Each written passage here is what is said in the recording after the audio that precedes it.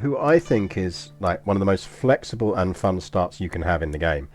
If, and this is the big if you've got the Northern Lords, what do they call it in the end? The Northern Lords DLC, whatever the first DLC was. Which is the absolute legend. Absolute legend, both in real life and in game. I need to do a Twitter thread on him at some point because he's an incredible historical character. Which is Count Haesteinn of Montague.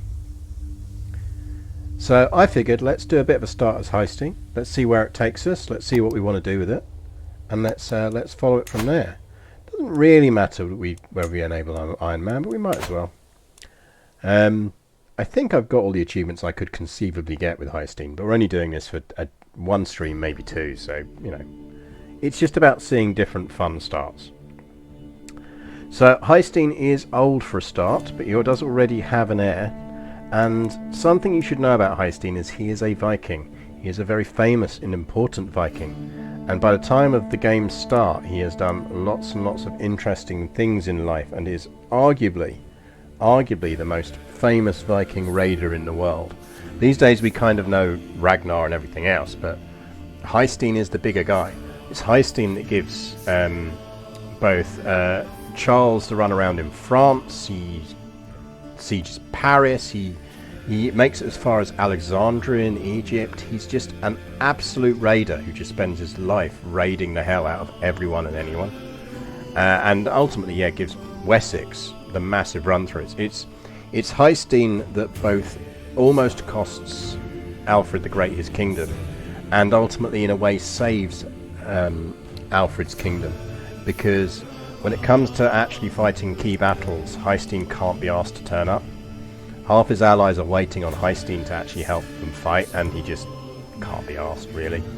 He actually ends up, I think if I remember, his kids end up being Alfred's godchildren, I think, in the end.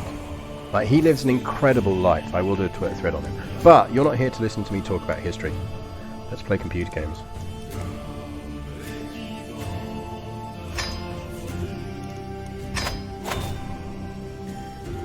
So we do start as a one-county minor, but it's worth noting that we start with about 3,578 troops, which means we have options. We have options to do interesting things. I am open, chat, to which of those options you want to see. There are multiple things that we can do. Good evening, Amos Unbalanced. There are multiple things we could do. A fun one to do with Haesteinn is to essentially become King of Sicily, and then actually pledge fealty to the Byzantine Empire and ruin them from within. Or you just conquer Sicily and go Catholic and become a dominant power around here. You kind of do what kind of the Fox will do, Robert the Fox will do later, many years later. The other one you can do, which I think is one of the very first streams I did before they fixed the AI, so it was even harder then, but there is a hidden event that you can do as a Norseman, which is if you control the whole of the Duchy of Neustria, and you are of a Norse background, you can create the Normans, you can create the Norman culture. So one thing we could do is declare war on Charles here, who has more troops, but we can do things about him. That's not a problem. Might take a couple of attempts, because the one thing you do have to be aware of with Haesteinn when you play as Haesteinn is Charles II absolutely fucking hates him. You are rivals, and Charles II is, right now as we speak, absolutely trying to plot to kill us.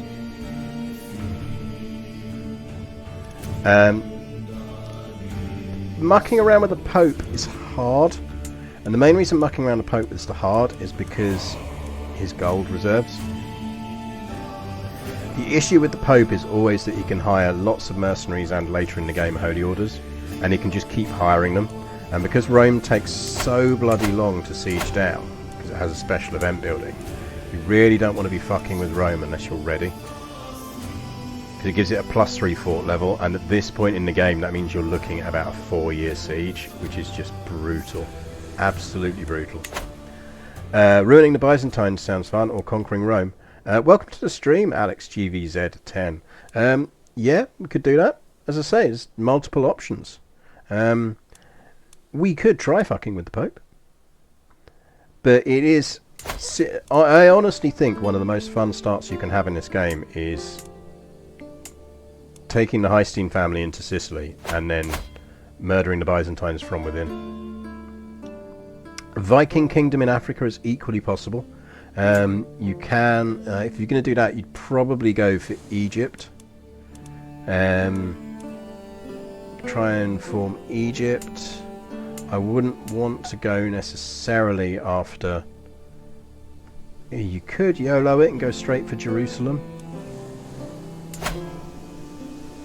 Jerusalem might be doable.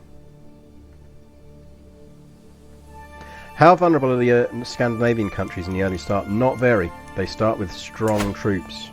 You could do a whole go home and ruin things back home. Haesteinn into Wessex is actually a really fun one. You can absolutely ruin Wessex's day. Haesteinn is a great one to do various achievements with. If you want to do the whole thing of doing stuff, we could absolutely do Haesteinn to India if you wanted to go Haesteinn to India. I think there is even an achievement, I think I've got it already, but which is for essentially Varangianing your way all the way around here and having a capital somewhere over this side. But I'm tempted to go, as Alex was asking about it, is just do Haesteinn into Sicily. If we wanted added thrills, we could try and go Norman first. Because the fun one with doing that is you get to show... I'd get to show you how to beat Charles II in a war. Which is quite fun. We can also challenge him to a fight, but he's not up for it right now.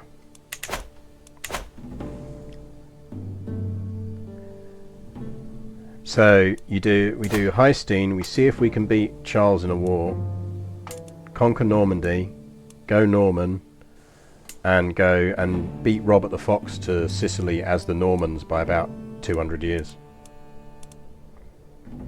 And then we pledge fealty to the Byzantines, and depending on how much time we've got left on stream, if any, or if we pick this one up again next Sunday, we see if we can take down the Byzantines from within.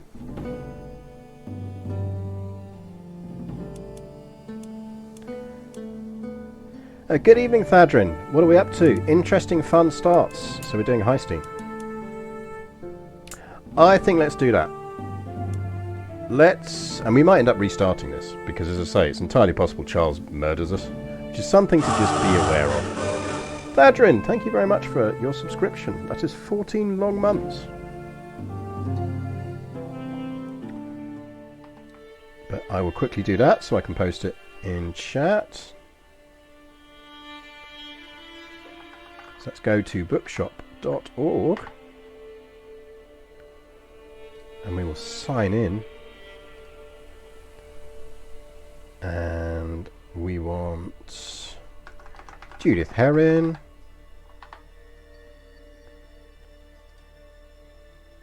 I've not read her other stuff, but both of these are really good. Books mentioned on stream, that is now added. And Byzantium, the surprising life of a medieval empire, is now also added. Feel free to absolutely ignore the hype train until it goes away. Now, is it just books? It was just books. There you go. So both of them are on that list now. Right, Haesteinn, fun starts, Haesteinn. So the key thing with Haesteinn, if we want to take on Charles and go Norman and then go after the Byzantines, is, and trust me on this, getting divorced. Now this is a bit sad because Vigdis is a decent wife. She's relatively good looking. She's 32. She's of age to have kids. But we need a divorce. Because if we are taking on Charles, we need help. And that means we need to marry to get an ally. And I would rather try and pop out a decent kid. Now, we start with a relatively decent son, but I'd rather have another decent thing. So what we are going to do is we always start with something on the martial path. Now let's see if we got lucky or not. Oh, we didn't quite get lucky, because what we need is promising prospects. So that's fine. We can it does mean though is we're gonna have to reset perks. Now we do want strategist as well, so we are going to have to take Please strategist. put on the correct trousers. Bing, bing, bing. Trowbridge, thank you very much for the subscription. We are going to flip him to health, because he's 52 and we need him to live as long as possible. But we are going to take stalwart leader, courtship, promising prospects, and then we're going to go straight down this one, because Bellum Justum is really useful to us, and most of our troops, or our good troops, are event troops, and we'd quite like to not lose them. Which means the more better we can fight, the better we can do. Yes, teas! I am actually still drinking. I mean, this is a lie, I'm not. I'm actually drinking a glass of red wine. But if I was drinking tea, I would be drinking Bell's Breakfast, which Bird and Blend sent me the other day, and it is absolutely lovely. So if you want to help the stream, buy Bird and Blend tea. I don't push energy drinks at you, I push tea at you. It's a really, really nice black tea with just a little bit of kind of rose petals. It just takes the kind of harsh edge you sometimes get off of on black teas. Really like it. Right. Let's go with, so we've now got all of that. We've also got promising prospects. That gives us marriage acceptance for ourselves plus 50 and for close family plus 25. Big Smoke is also bloody lovely. Can I recommend an energy tea? For that you want Morning Kick, Bird and Blend's Morning Kick, which has pretty much replaced coffee in my morning diet. And Lift Me Up Angel is lovely in the evenings, yes. So, the person we are going to turn to for help, i.e. marriage, is we're going to go for Jarl Haesteinn. Because Jarl Haesteinn's daughter, Saga the Truth Speaker, is free and single, and she's quick. And Haesteinn has 6,000 troops. And because we now have the promising prospects, he'll now let us marry her. Wouldn't let our heir marry her, but he'll let us marry her. So we are going to marry him, or her rather. We are also, because we had to reset, unfortunately, we're going to have to go on a hunt. Which is going to lose us 30 stress, which is going to drop us beneath so that we don't get stressed out. Just about. And we're also going to have a quick look and see if we can find a decent alliance with our other son. And we can get Shayland, which is, could be worse. But it'll do, and we can marry him to someone young enough that it'll at least help. So it's only going to get us that many troops, but it's still a lot more than we had. And so we will do that. So we're now going to have two sons of Ragnar lending a hand here, which is quite useful. Now, we may have to take a couple of punts at this. As I say, we have started with decent intrigue for once, so we might survive Charles's inevitable attempt to kill us. Because the other problem is, we've actually started with a relatively decent spymaster. In fact, we can get an even better one. Adelaide here is pretty damn decent. So we might survive. We might survive. We are under our domain limit at the moment. We are going to declare war on Charles, and we want to declare war on Charles pretty damn quickly, because we want to do it before Haesteinn calls us into his war over here. And this is where we're rolling the kind of RNG dice a bit, because what we don't know yet is who Charles is going to marry for allies, and we can't beat Charles without the help of Haesteinn. But we want to kick off this war as soon as possible, because it limits the chance for allies to come in, and we might just have to run around the countryside avoiding him for a bit until Haesteinn turns up. Normally, I've noticed quite frequently, the King of Brittany will marry his kid will marry one of Charles's daughters. So that is quite a common alliance in this regard, but we'll see what happens. So I'd say there's a 60-40 chance that we win this in this initial straight-off run, but we'll see what happens. Yaviel Greenleaf, thank you very much for the follow. So I'd say the odds are in our favour if we play this right. The other thing to worth noting is Haesteinn is a very good one to early on go for the conquest of man and go to restore the kingdom of man, which is another thing we could do. Which I don't think will give us the decision for yet. But if we occupied something around here it would. Because he has the Viking trait, which is the hardest thing to do to get that. You need to be Viking trait and Living Legend, and we may hit Living Legend before we die. We'll see. But we are going to declare on Charles. We are going to go straight for Neustria. You did indeed, I Smoke Dreams. Start of the campaign. I mean, we're only doing a series of short campaigns on this until the new DLC comes out. But yeah, basically. So, theoretically outnumbered. But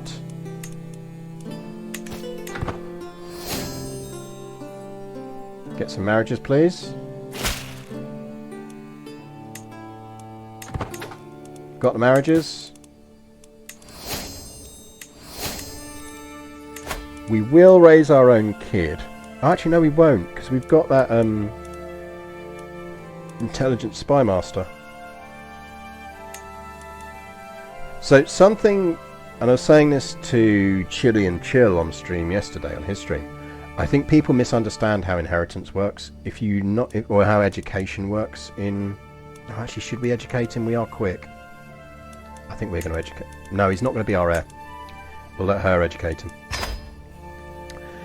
People assume that when you're educating someone, you want someone with a high one of these. You don't. Education in CK3 is entirely dependent, well, primarily dependent on their level of physical trait. You want someone genius or intelligent to educate your kids to increase their chance of getting good stats on this. What determines the type of this is what you select as an education focus, which he is on martial, which is probably fair enough. And if you, so always try and get someone who is at least quick, but ideally more than quick, to educate your child. If you can't, look for largest learning, but all of that. New DLC. So the new DLC, when it comes out, will focus on events in Spain. So we will probably, when we do that, go back to trying our No Wars Spanish Empire run again. But importantly for now, we can now call in Halfdan. We can call in Snake Eye, and we want to raise our troops very quickly so we can get the fuck out of here before Charles turns up with his bigger army.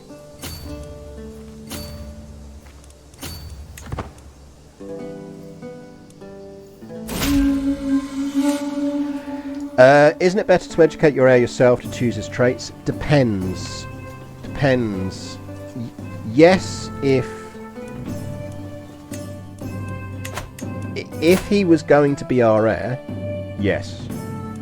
But we have just married someone who is also quick, and I suspect we're going to live for a fair while if we play this right. We're going to get another 20 years out of this character if we play this right. So I think what we will probably do is educate our secondary kid as ourself, but he is kind of our spare. So I'm happy giving him over to someone who's got intelligent, because none of these traits are bad for him if he's not going to be our primary heir. I see him as one of our future marshals, basically.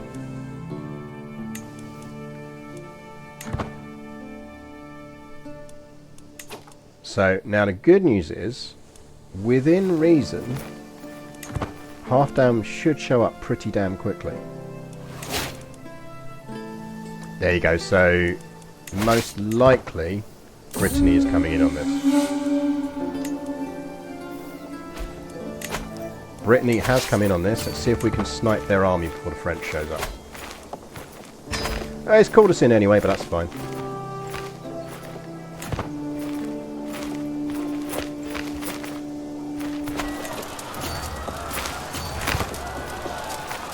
Now, what we don't want to do is lose troops. So we will actually sit here and run away very quickly when the French show up. Yeah, we might lose this now because Navarra's coming in as well, but we also might not. What this essentially comes down to is whether we're going to get reinforcements in before Montague falls. Now you can see that he's already on his way over. What we need to know is whether Halfdan is going to come over as well. Now remember, worst case we'll just restart this. Because this is the biggest element of pot luck to this whole thing.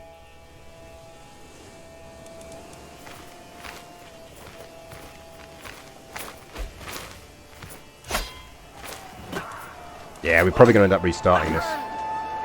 We didn't get the reinforcements in time. And if you lose the first battle, you might as well just give up. Which is kind of why it's a nice start, because you can kind of try it.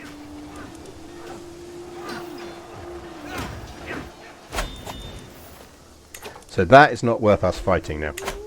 So we'll just do a quick restart on that. This is also sort of why I like Haesteinn, because you know very quickly if you're going to succeed or not. And if we were going straight for... If we weren't doing this kind of slightly cheeky thing to try and grab Normandy first, you're guaranteed on the start, because you're just going straight for Sicily. But we want Normandy. And we might even raise some mercs this time. Because we do start with a fair bit of gold, which is actually a bit of an advantage as well. But, you know, no harm, no foul. This is why we do these things. This is why CK3 is great.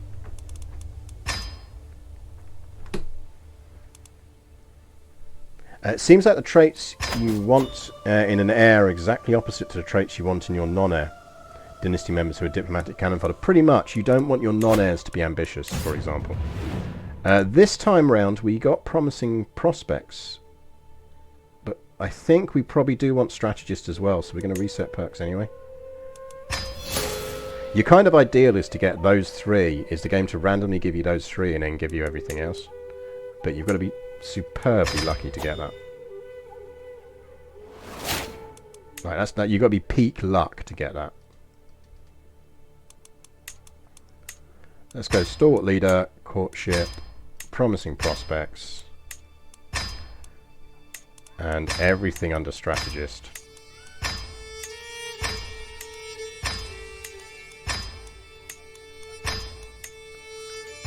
There we go. Kind of faster than the fox, but with a diversion via becoming Norman. So we're going to do true faster than the fox, and then try and fuck with the Byzantines from within. So, same principle again. We can now divorce wife. And this is pretty consistent, frankly, to whatever Haesteinn start you want to do. Because the nice thing about this is we might get an upgrade to intelligent with marrying her as well. And then find spouse. Probably get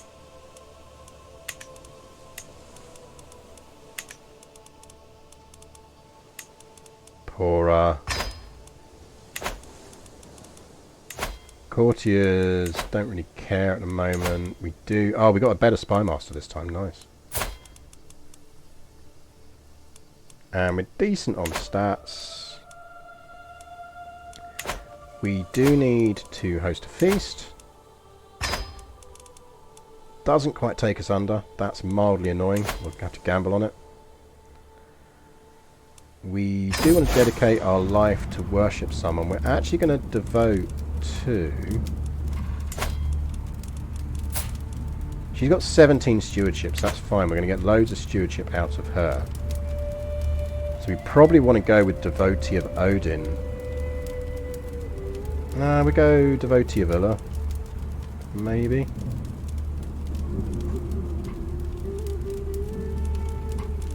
Don't think we want the frailty. We need to not get killed by Charles, so let's go Odin. As I say, man is a possibility if you play your cards right. The thing with man is it's actually really easy to get as Haesteinn if you just instantly go down the seducer path. Right, so everyone is going to come in. We're going to have the same problem again, just hoping allies arrive in time. And I think what we probably will do this time is hire some mercenaries. It's worth kind of YOLOing it. We do need to get a guardian for him. We don't have an intelligent courtier this time, so we will raise him ourselves.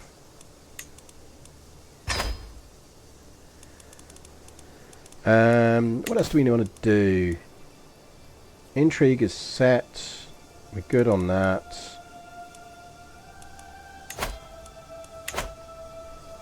We are going to get a stress break, but if we're really lucky it'll give us athletic.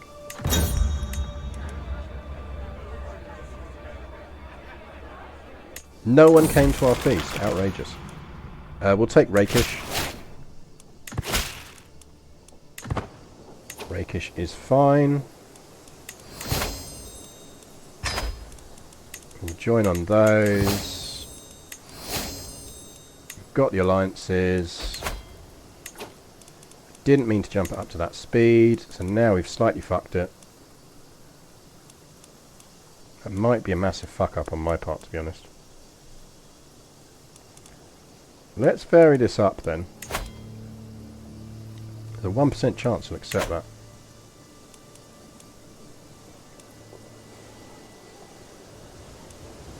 There was no point us raising before we declared war. But I hadn't spotted I'd accidentally put it on speed 5. But it's not a huge problem. What we probably might do now is we might actually reverse the situation and see if we can kill Charles first. Yeah, we're probably not going to pull it off.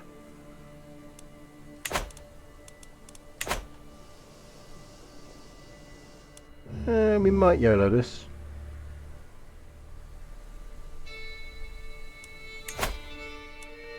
Okay, let's reverse this slightly then and go for Sicily first. We could go for Sicily first, then come back for Normandy.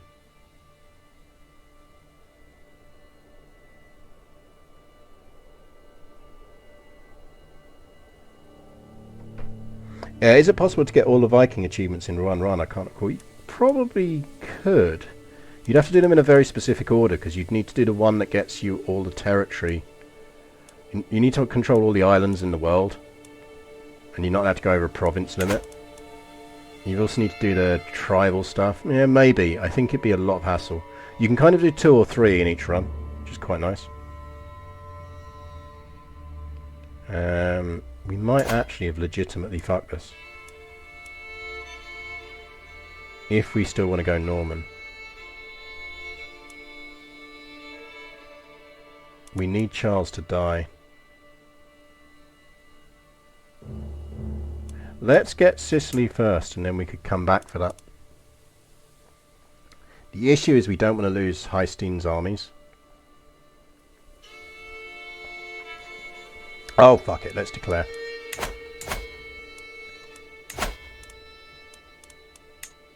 YOLO. This will almost certainly be another restart, but why the hell not?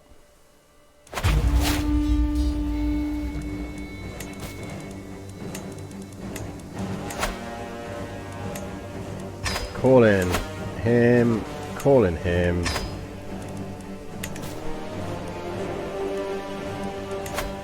Let's get some mercs, because we will definitely need them. Probably go with Navarrese's company, maybe. Let's get the marchers. Let's get the host of the Viscount.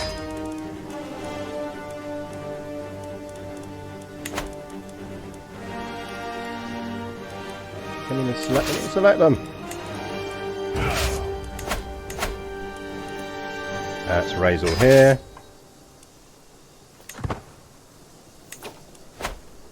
Join those two together. Aim for there because he's going to raise.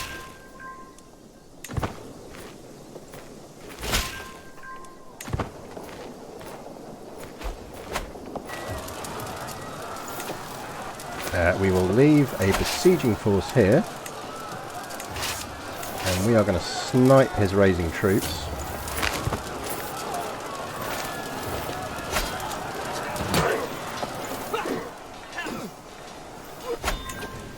That is another 700 men we don't have to worry about. Current objective: become the Normans, conquer Sicily, murder the Byzantines from within. Do as much of that as we can in probably about 3 streams.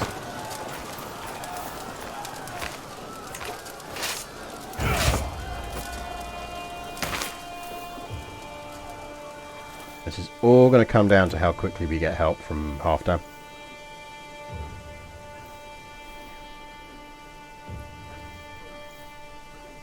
So if we're lucky, he wins his war quickly.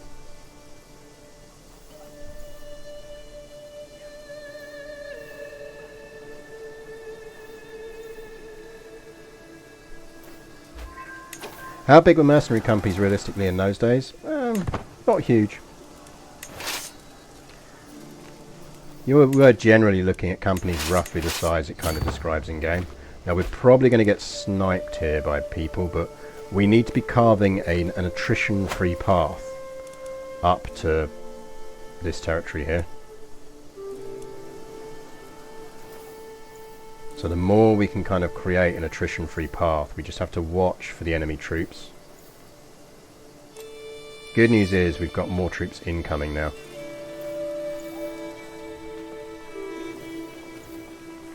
We kind of want to try and sucker them into going for places so we can snipe them.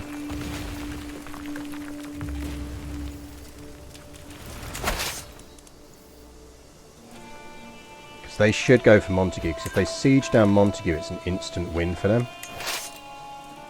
So what we actually want to do is try and persuade everyone to join us, which the AI is normally reasonably good at doing. It didn't used to be good at this, by the way. I don't know if any of you remember seeing my very first attempt at this many, many years ago. We are going to catch them. If we get these in time, we will win this. Oh, we caught 3,000 of them. The rest are coming in. That is perfect. That is a meat grinder battle, and that is exactly what we needed and wanted.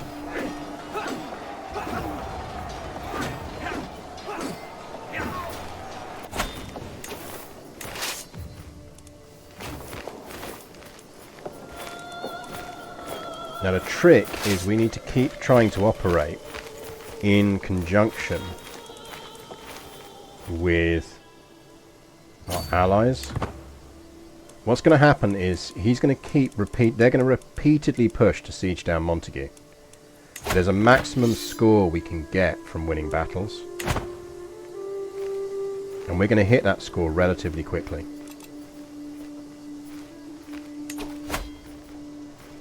But if we can keep sniping his forces, because we're also going to have to stop to resupply at a certain point.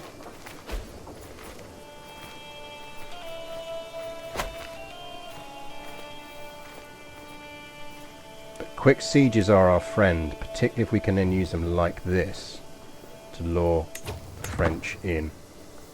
So it's a balance between taking the siege and then going for their troops.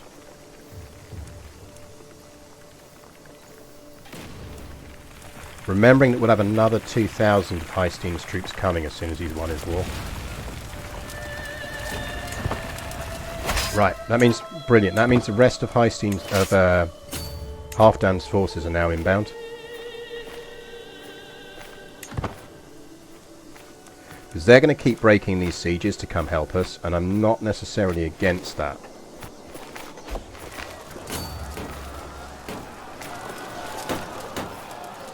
Because it's useful for us and it means we don't get surprise murked by the other armies.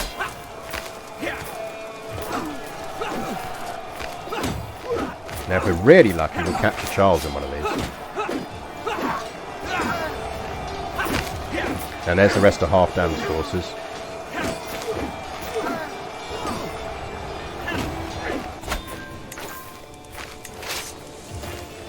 Right, what we're actually going to do here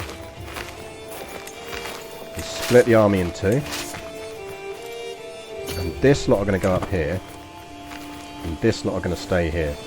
Now we have to be very careful with this. But what we're essentially doing is using this lot to get supply. So you notice they're now well supplied.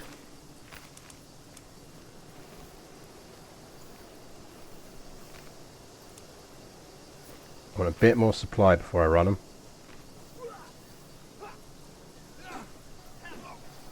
Because we've got that army in the area to help, so I'm not too fussed about that. Right, they're now well supplied, so we can bring them up and we can share supply.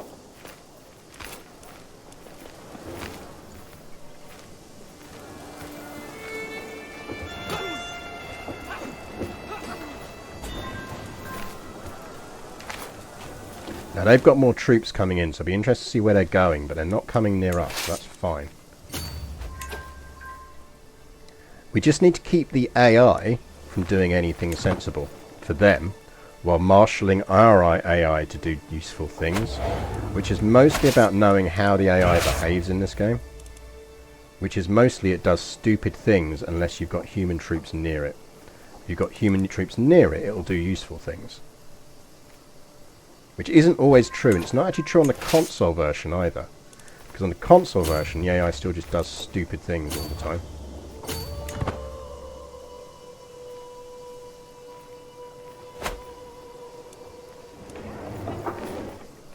Now we've now got a large army operating in this territory. I'm worried that they're going to come in and try and go down here, so I think we are going to break this siege and try and take them to battle again. Because we want to try and break up their forces again. The issue we've got as well is, remember, we are on a slight timer on this, both due to Halfdan's lifespan, but also because those mercenaries we've got are going to dismiss at some point. Ragnar being sadistic is actually quite useful for us, so we'll let him keep that. Now, if they get in time, we'll win this fine. So you can see here, it's about, if you're going to engage within range enough that the AI is going to support you.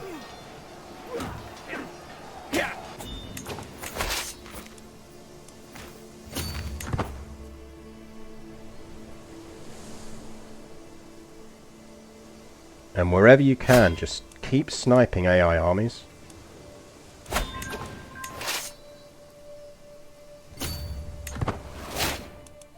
Saga is prego.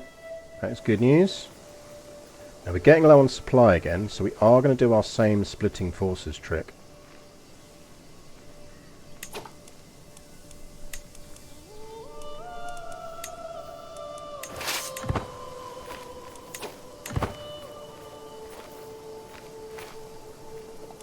Because he will now build supply while he's doing the siege. If we send him into the right place for a siege. We just need to watch out for a siege on Montague.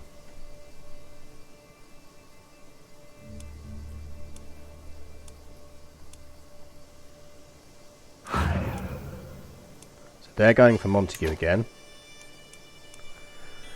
Now I think what we will try and do here is be a bit clever. Yeah, we're rocking some serious prisoners here. I mean, annoyingly, I don't think I have them. I think my allies have them. But we're probably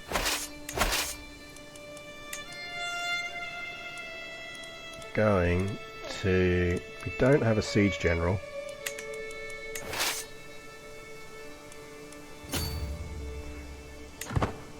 Let's YOLO gamble this and see if we can lure... We'll take the AI armies down. Come on, lads, follow me. Because we're going to engage here. Thank you. Now we stop, so that they can catch up. And now we go engage. We stop. We engage.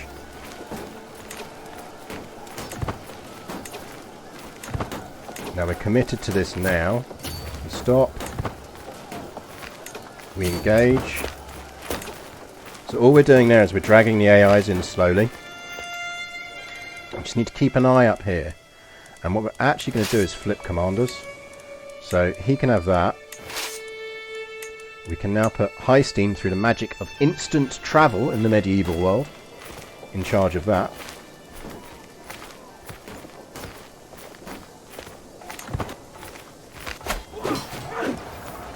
In you come, lads.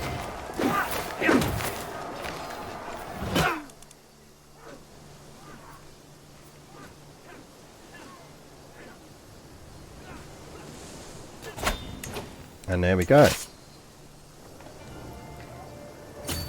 Because the issue we currently have is it's not until we conquer more of this territory that we're getting the ticking up war score, because we're now at maximum battles, so the only way we win this is sieges or by capturing the King of France.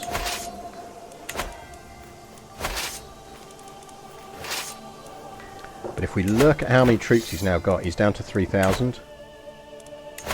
So we can actually afford... He should be now building up supply, and he is.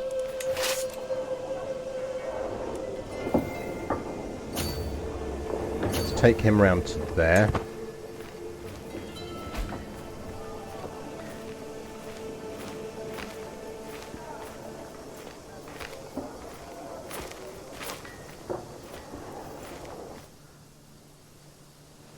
Now the main issue we have to watch is we just need to make sure we keep unsieging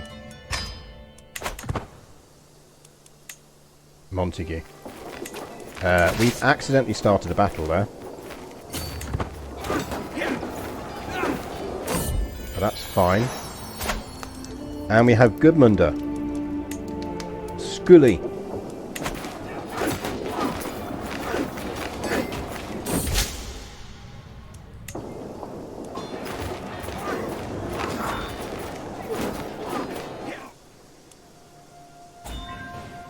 See, our mercenaries are expiring soon. It's less of a problem than it was. Because we have almost won this now, and we are actually going to YOLO this. Actually, we're going to go on that one. That is part of Normandy. It stops the AI breaking the siege. We lose our mercenaries in 5 months.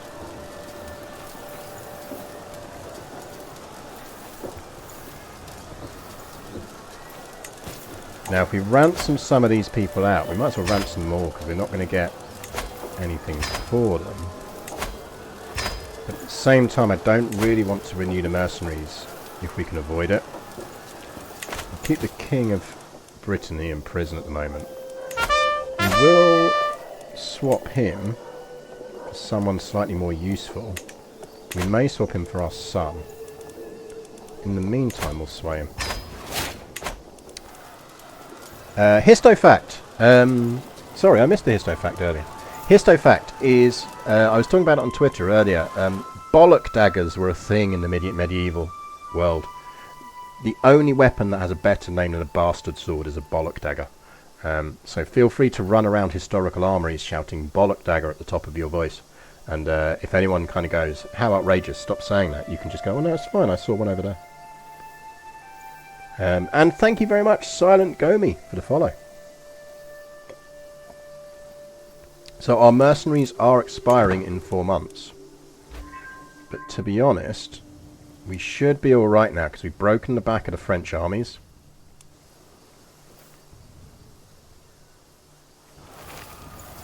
This is why we stayed here, because we knew that army was probably going to go off and try and engage these fools.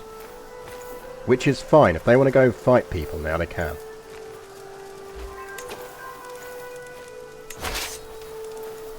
Now what we do need to know is which of these armies is going to disappear on us. Probably join them up just in case.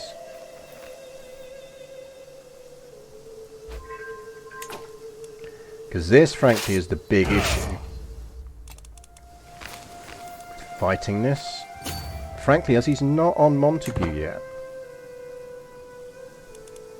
And that siege has started. Let's see how we look on this. That's a 3-month siege. And I think if we get that, we win the war, and they've turned round.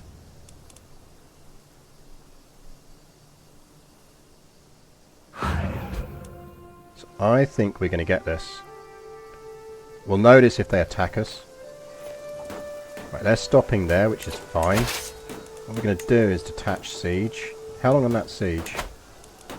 That's a 3 months max. That is a 57 days. No, we'll gamble. Because if we can avoid fighting, we want to avoid fighting. Because remember, we have a finite number of event troops. And if we want to go for bits of Sicily as well, we want to limit how many of those event troops we lose. So we're going to get that siege first. And with luck, that'll be enough to win it. If not, it should be enough for us to turn around and go and attack them. I think we'll have enough time. 98, you little bastard. Right, we're going to have to go and kill him. We should get there before they get the siege. Come on, if I've timed it right. Yes, I did.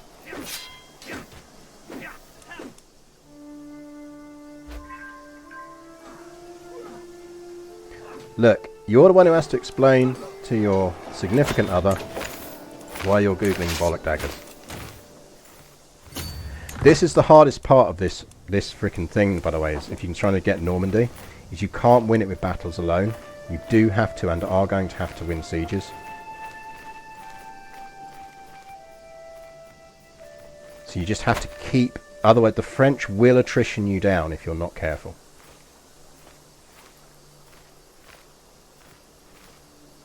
Now annoyingly, we haven't at any point. You can actually get this really quickly if you're super lucky and you capture Charles. Right, he's not actually generating or earning any more money, so we might as well ransom him.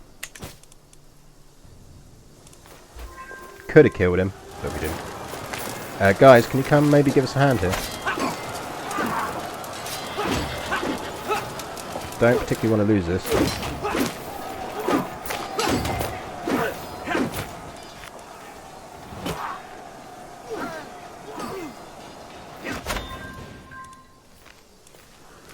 The moment this siege finishes, we win.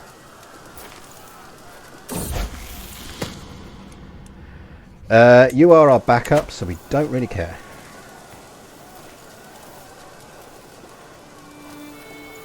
Don't really care about you, kid. I hate to tell you this, but you have a younger brother, and he is going to be our heir. Yeah, you go for it, Brittany. You absolutely go for it with those 98 guys. Absolute respect. So the only thing you have to remember if you're doing this, hopefully it's good enough tutorial in how to win this war, is it is about making sure you keep your AI allies around you. And there we go. Enforced demands. We are now controlled the entirety. Still ransom some prisoners. 96, we'll take that. And 50. Establish Norman culture.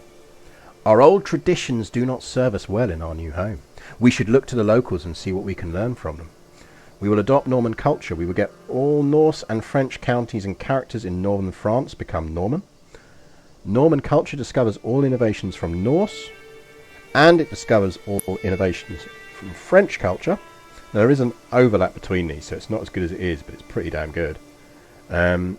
Normandy rises. We are far from the lands that our Norse ancestors called home, but it is these lands of northern France that we think of as our country. As the leader of my people, it is my responsibility to ensure future prosperity, and if we are to flourish, then we must adapt to our new environment. We must learn from the people whose ancestors made use of these fertile grounds. By this decree we will change our way of life to benefit our king. We will forge a new path as our own people. From this day forward, we call ourselves Normans.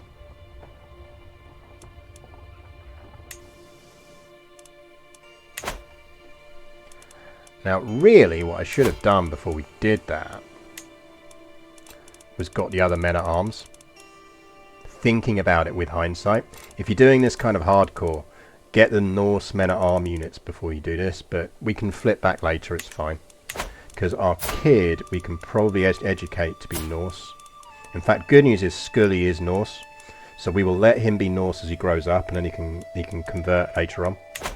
Yeah, the downside with doing it though is it's going to cost us gold, and we really need that gold right now because we now need to conquer Sicily. But first things first, we need to give out some territory. Now the territory we are going to give out is Montague, because we do not need it. But it does mean we need to move our capital.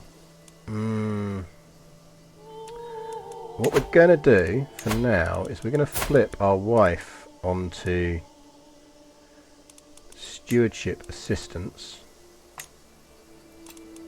which pushes us up to 6 we can hold. We're going to give out probably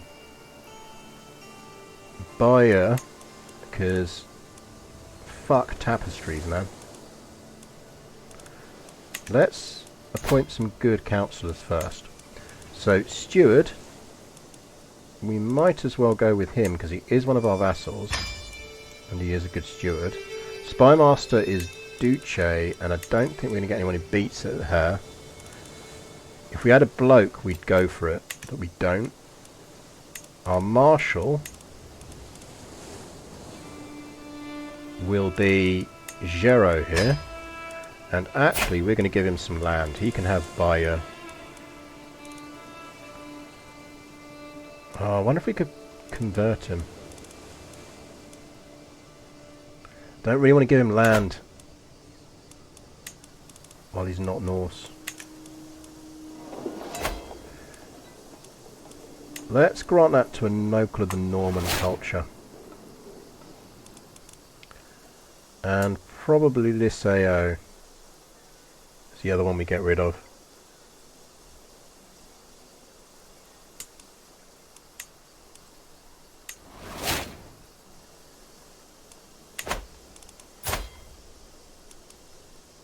He is a chaste dwarf, I think, of age 66. I think we may be getting that land back, chat. Our Godi we don't want to change out yet, because we can actually use that as a way of disinheriting our heir when we need to. Now we've made these independent, but that's fine, because they should pledge back. If I was smart, I'd have done it this way round, but I wasn't, so ignore me, chat. That is my fuck up, not yours. Gives us something to do later. Go back and get those. So yeah, if you're doing this yourself, always remember to create Normandy before you give people vassals. But that was another reason why we couldn't spend the money, because we need to actually usurp that title. Now, this is who we're going after next, because we want that bit of Sicily. Well, we might actually go for that first. We are going for...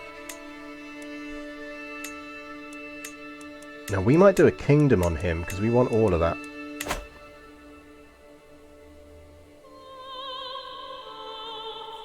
We want all of that.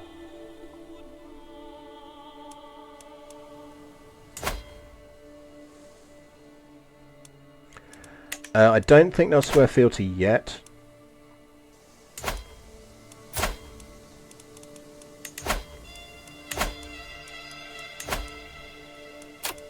It's too high.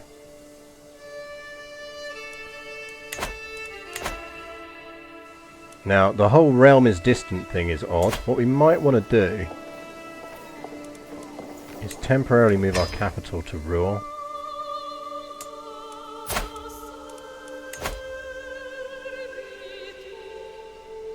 So very odd. Her realm is distant from yours. That's ridiculous. We'll see if that clears in a second.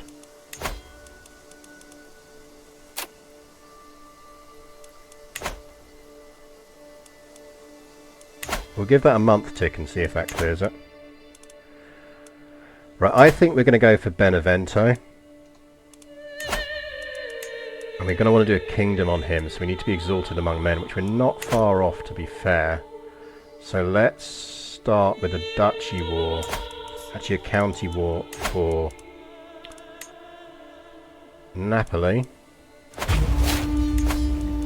And a county war... Oh, we're not quite close enough to deal with him yet. That's fine. Basically, our reach is just about there. If you want to do Haesteinn and go for Croatia, the best thing to do is grab Mallorca or Cagliari, and then jump off from there.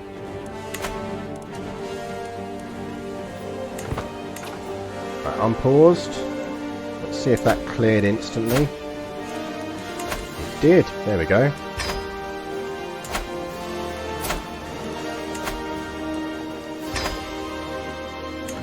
We saved it, chat. We only slightly fucked up.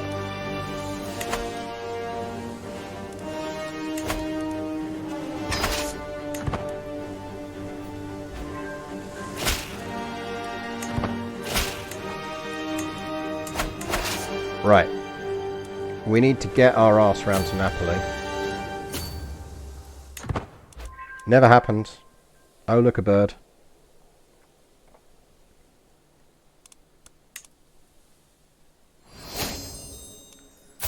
Nice thing about that is, yeah, we instantly become the head of Norman culture.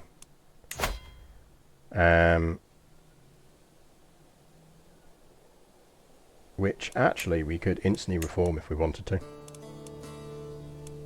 But we won't.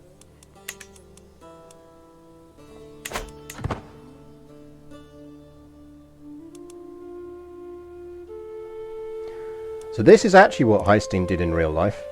Did a lot of raiding around the coast here, all the way over to Alexandria and back again.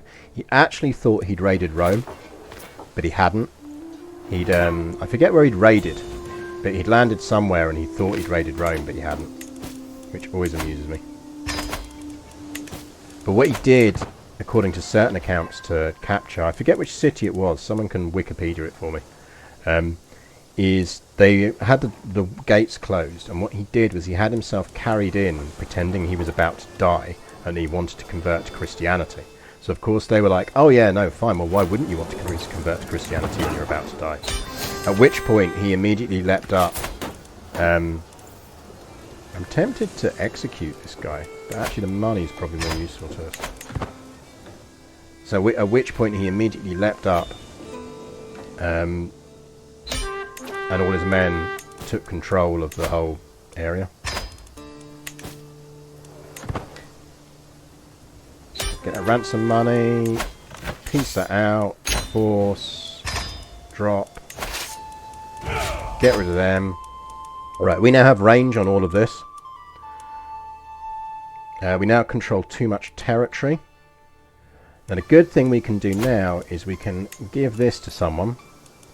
So ideally someone we don't particularly like. Give it to a French dude. That is our marshal. Let's not give it to him.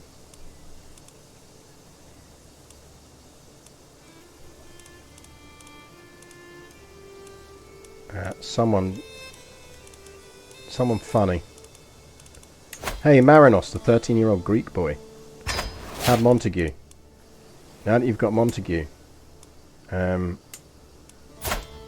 you like to be independent? I was going to give crit stress. I really want crit stress right now. Let's not do that. Speaking of, actually, we should call a hunt.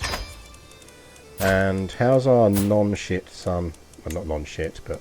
Right, we don't know what he's going to be good at yet, but we'll see.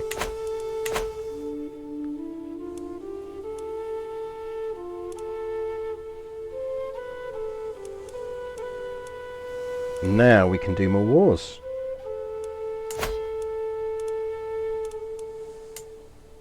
Who's got friends and who hasn't? You, sir, do not have friends.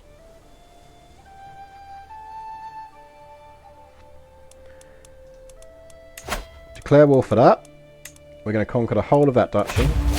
Now we're on a bit of a timer here, because one of the good things about having our allies is they're large enough that they stop other people attacking us. We need to make sure we're pledging to the Byzantines before we lose the benefit of not being attacked. We're also going to declare this war. And on this war, we're going to call in Halfdan.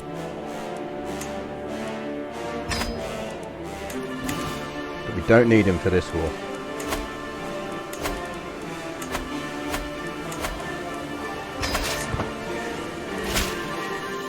Let's see if we can rise quick enough to not get murdered by Salerno.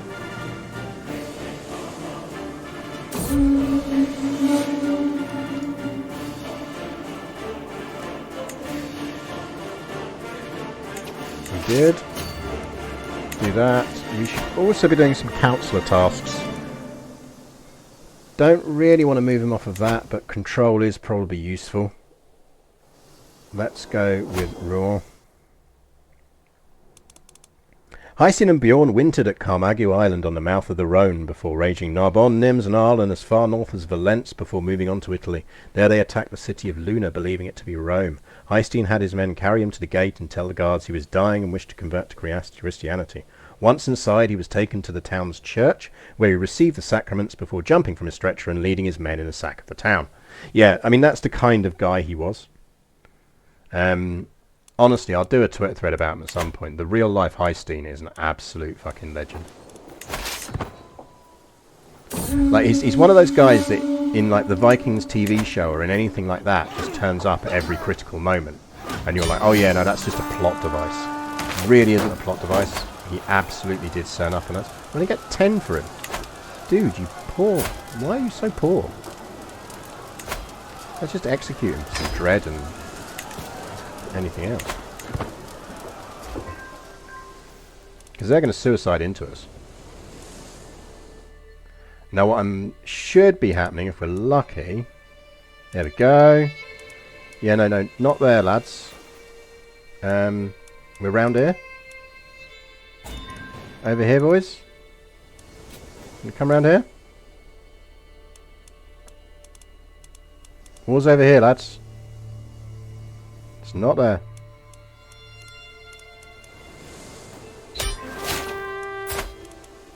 What about you? Have you got money?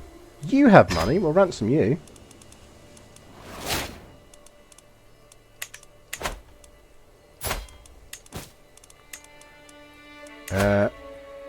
Oh, we still got you in prison. Dude, sorry, I completely forgot about you.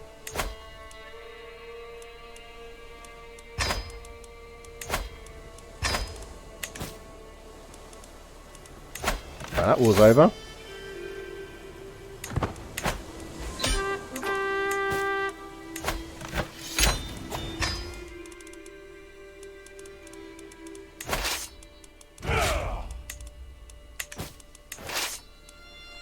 Halfdan, have you sorted yourself out yet?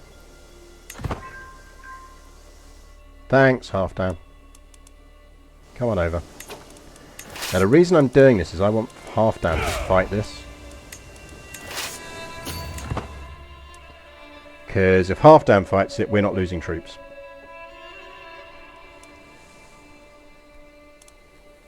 And that is useful to us. Now, of these, we don't really need to keep both. So we're probably going to give away Napoli, because Salerno is the better territory. Kind of. It is part of the Duchy of Salerno, whereas Napoli is the... Yeah. Now, we'll keep Salerno. And we'll ditch Naples. We ideally want this to go to someone decent. You are Norman and good, and therefore you are now going to be my marshal. Rather than that French dude.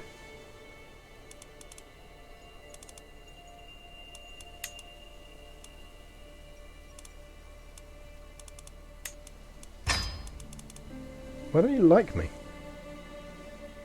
Are you Catholic? Convert to the one true faith, dude. Wanker.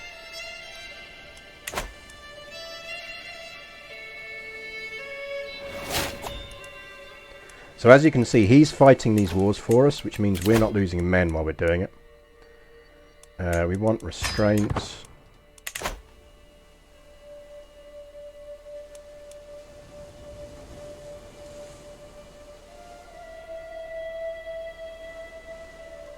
Cheers, Halfdan. Keep fighting that good fight. I might even disband my troops.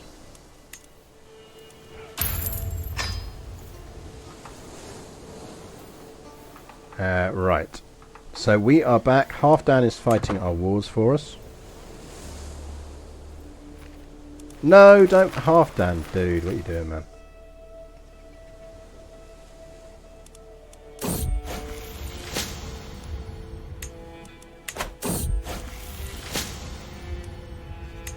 Get a bit of learning. While you're not raised...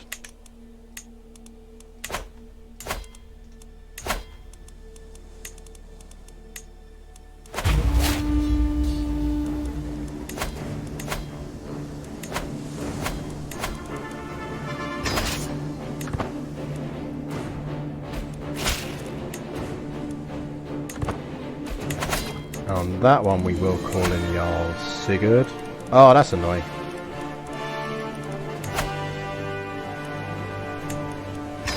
Absolute respect to him for realising he could pull that off.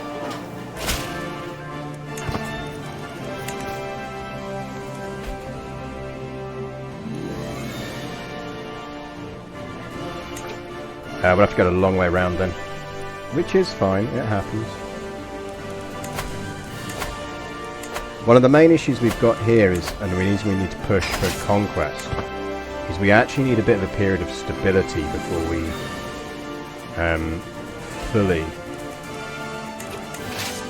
before we die, basically. Because the hard part isn't... Stop!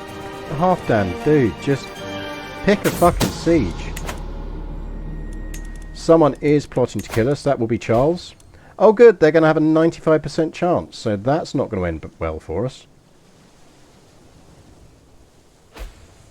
So this might be run over quicker than we'd like. I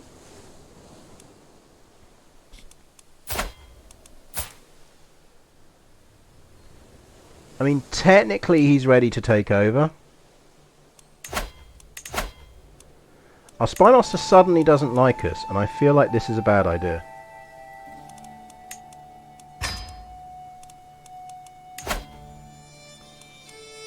Well, we've got a fighting chance of surviving that now. Is it? I think it's safe to say our Spymaster was plotting to kill us there. Which means she's probably still plotting to kill us. And she has high intrigue.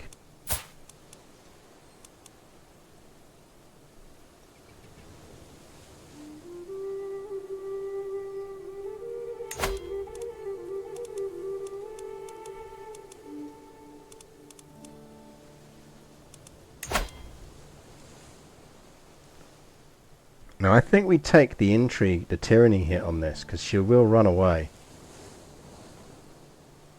And if we're lucky, she'll run away and stop plotting to kill us.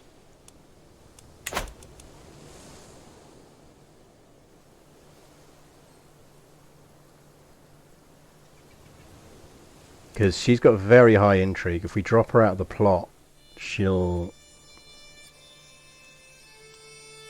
I don't think we have the hooks to do it. Because she's not going to accept anyway. You can't ask someone who's definitely not going to accept.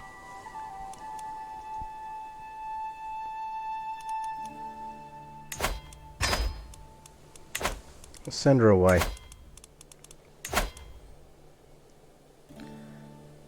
And we've got a slightly better than 50% chance of surviving this now. She's not going to add a lot to that. I think we just have to kind of YOLO it. If we die, this is run over and we'll do something different. Haesteinn's death is always the biggest risk you have in any of this. You need him to live long enough. Problem is Charles will be plotting against us. The best thing that you can get as Haesteinn is you need Charles to die. Because he is just constantly fucking plotting against us.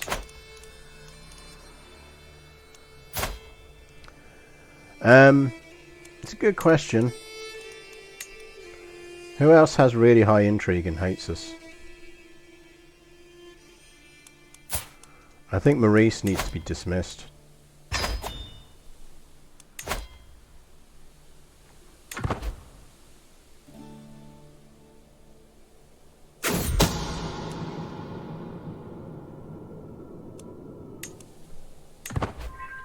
That helped.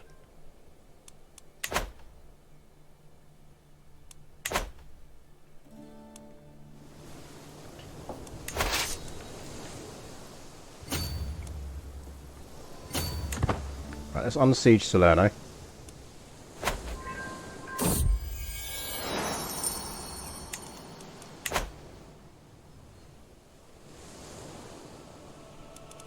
Halfdan, man. Don't follow me. Go fucking do your thing down here. See, look, it was Charles. I told you it was Charles. Luckily, he got a scullery made instead.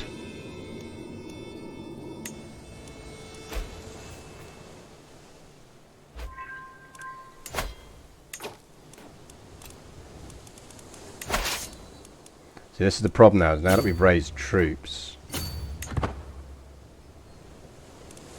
he is going to try and follow us. How about you? Right, let's go sort this war out.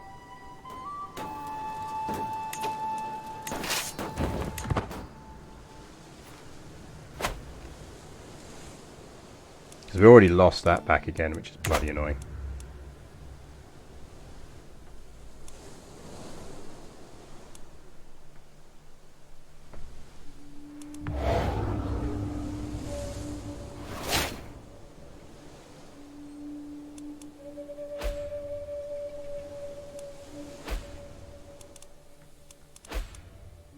After this, we go for Benevento. Actually, we're going to need to call in Halfdan on that now, I think, as well.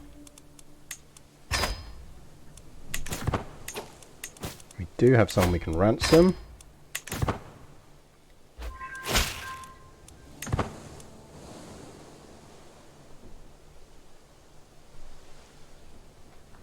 Which is good.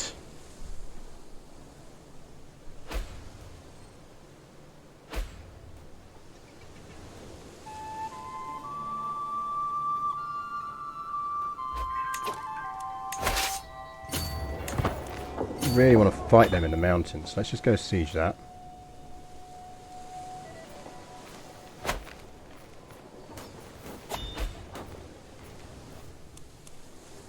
Because that's a 6-monther, so should be fine. We're being raided back up in Normandy, but it's like, whatever, man.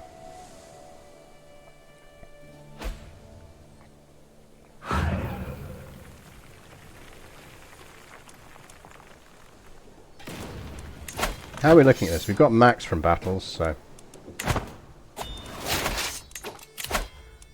Know thyself. Just need to watch that score.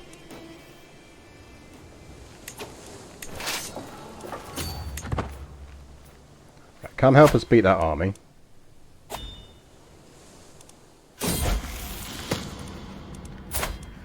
Ragnar, so as you can see, he's a brilliant strategist. He's actually pretty decent, to be honest. He's ended up being pretty decent. We might actually play as him, you know. His stewardship's terrible, but depends on how good he is. Stewardship is arguably more important to us at this stage than anything else. Right, we could carry on fighting this, but we'd have to go overseas to siege it, so it'd be greater than any money we'd make from ransoming him or killing him. So we're just going to get rid of him, which means we've got more territory to get rid of now. In terms of duchies we want to keep, right now, we probably want to keep control of Brittany. We don't give a shit about that.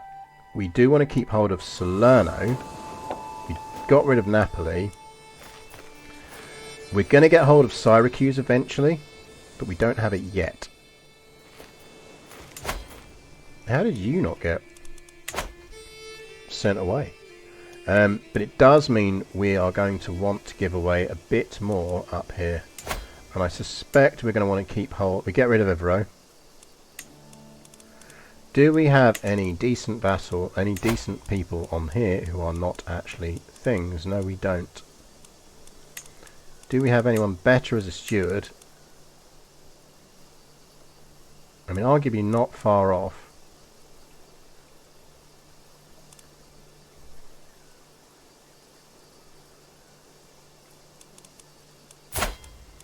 But he is Catholic Ossetian. I think we just go with a Norman Lord.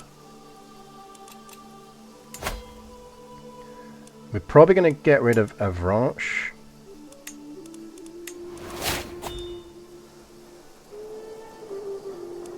Which means we need a new Chancellor. You might as well have it. And do Domestic Affairs. And we'll get rid of Avro, which can go to enable Norman culture. Count Odo. Excellent choice of Norman name. That brings us back under our domain limit. Let's go win our other war. And we're almost at Exalted Among Men. Don't forget tea! Exclamation mark tea will get you my link to buy tea. Bell's Breakfast is my current recommended tea. It is bloody lovely. Really nice black tea. So, let's win this war.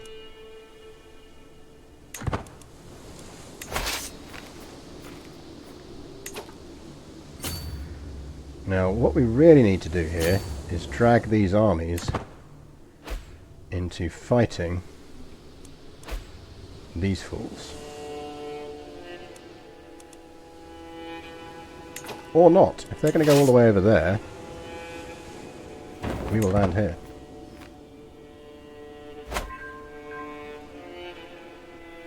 Because if we can avoid fighting them at all, we absolutely will. Well, what he's eating at the moment is a bit of... So we just kicked up a bit of chicken breast and did all of that. Chicken breast and rice. Decent food for cats.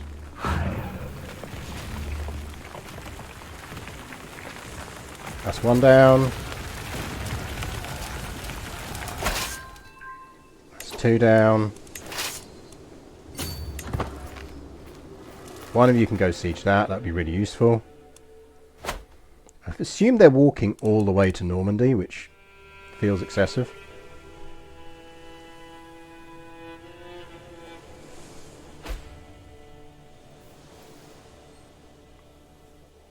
Like, I get their dedication to the whole going to siege down my capital thing, but it's a long way to go.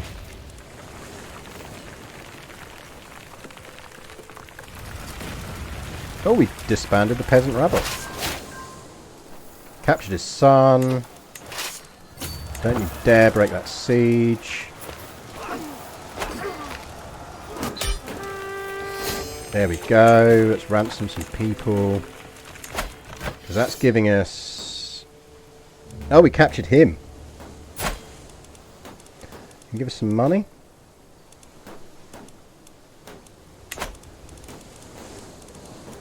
Can we not ransom him? Oh, we don't hold him. That's why. Ransom. Ransom. Ransom. Force.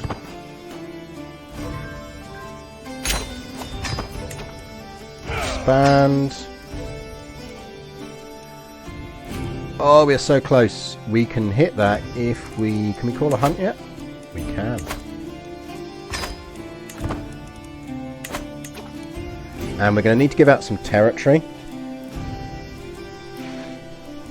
West Francia is huge. Does it continue down into Africa? West Francia is not huge. Normandy is doing bits. Right. We can now set you free. We don't need you anymore. and we've just lost enough stress to do it. The reason we do that is France is blatantly going to go to war for this, and we don't really care about it, but there's also like anyone can holy war for that, so we just don't need it or want it. Right. We can't go to war with him again yet, but hopefully he dies relatively quickly. We are very close to being exalted among men. Let's YOLO this. There is 0% chance we die. We will absolutely join your war. How was that, little kitty? Are you happy? You coming up? You can come up if you want. Right, the benefit is now that our glory is widely known.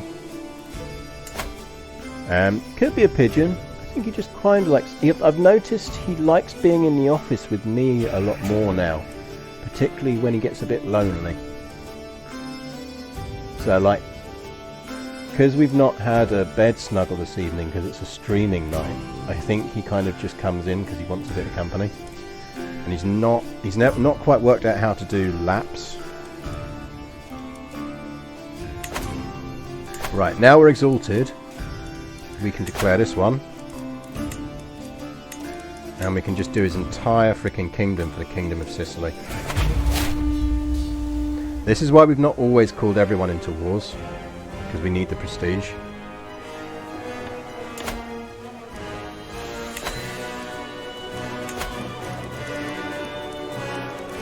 Now, we don't actually need any allies for this, but we might as well.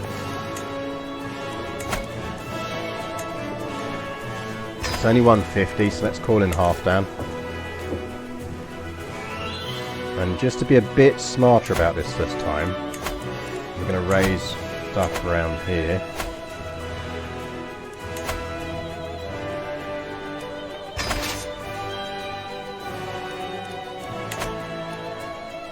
Right, we need to create ourselves a Duke of Calabria.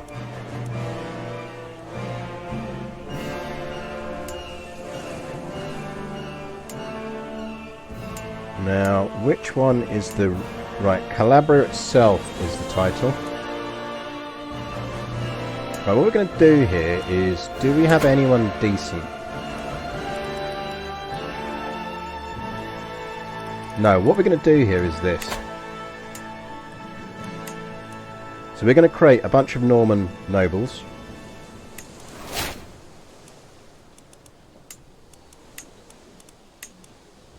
So we're essentially dice rolling on getting some Norman nobles.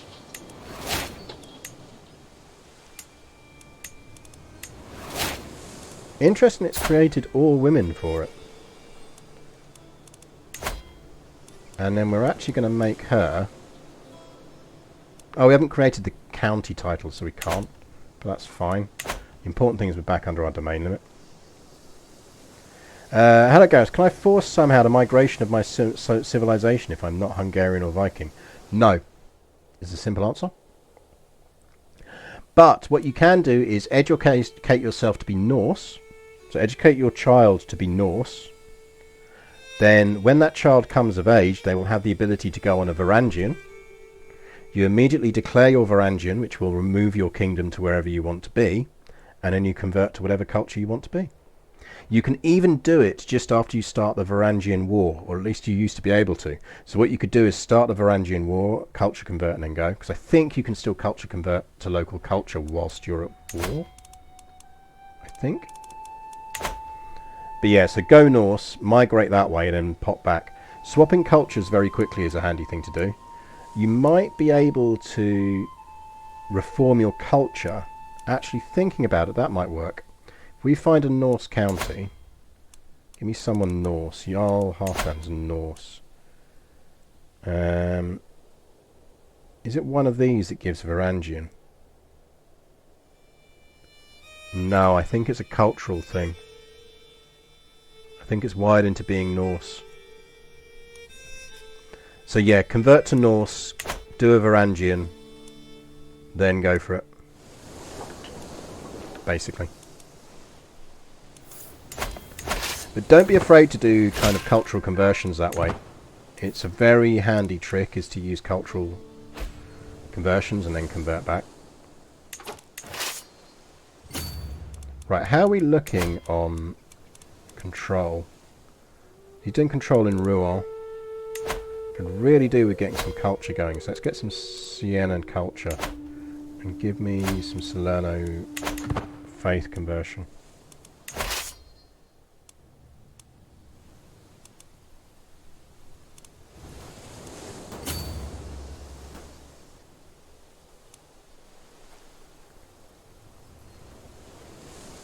Here we go. Yes, fuckity off. Siege that down. Halfdan should show up soon. There we go. Hey Halfdan! How you doing, man? Not seen you for a while. Welcome back to the Mediterranean. It's nice and sunny around here. Feel free to go kill that army for me. You want to migrate from Merv to Anatolia with my Ogre's Duke Ertugrul. Yeah, you want to do it my way. You want to find your way enough so that you can get a Norse tutor and just do it that way. Find a character, Norse character you can use to educate your kids, basically.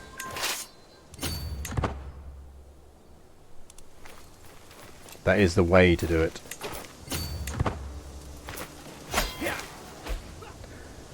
No. Well, that worked out well. We will enforce that. Now, if we're lucky... Oh, we didn't capture any others. Now, what we want to do is disband.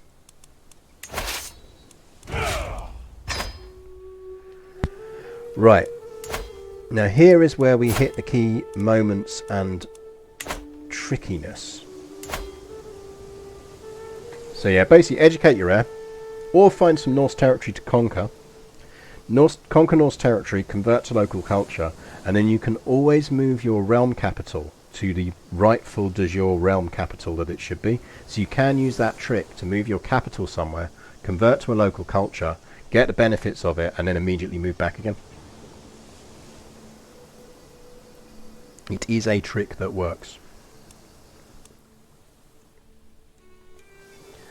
Right. I kind of want to hold on to Benevento, which makes me think we should get rid of Salerno.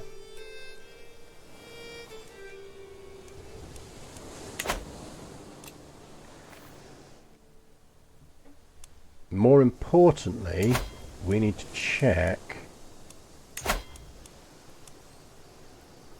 Oh, we need 2 more. We need 2 more.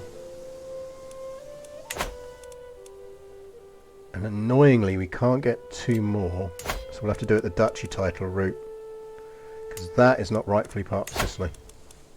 Oh, it is part of Sicily. That would do it.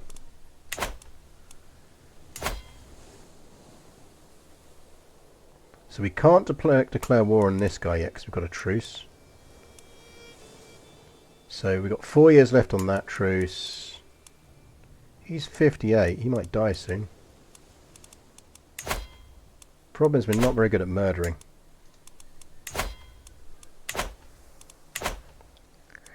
Mind you, we do need the 2 duchy titles. Scully. We will educate you.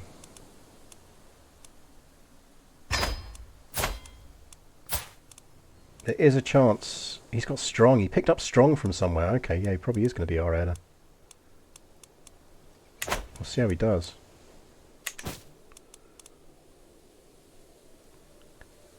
Right, titles to give away. We're not going to want... That is actually part of Apulia. So we are going to give that to someone Norman. We've got someone who's better than Count Eustace here, who's Norman.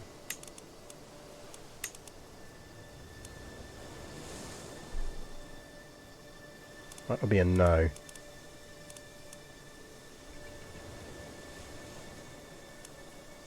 We're probably going to give that to Ragnar. Ragnar's now a berserker.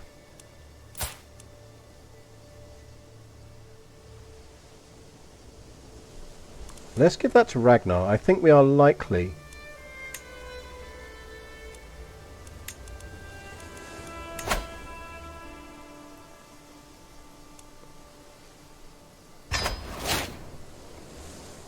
Because we've already got his betrothal in place. Oh shit, I've done it again. No, I haven't. We're fine. We're a ducal title, aren't we? Right, we need to give away 2 more. Probably get rid of Lucara. We just want to keep Benevento. The reason we want to keep Benevento is we can build a holy order there.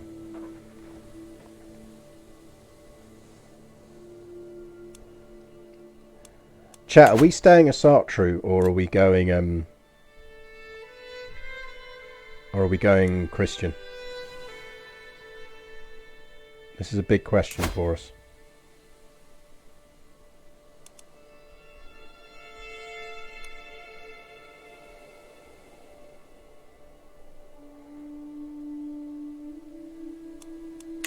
Don't need to decide it yet, but it is a question for us.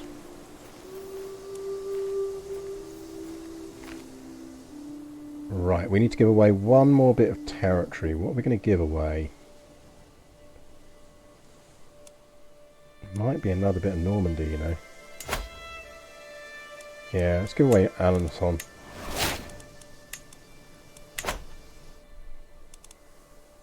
We do get murder discos if we're a Sartru. The challenge if we're staying a Sartru is we need to reform it.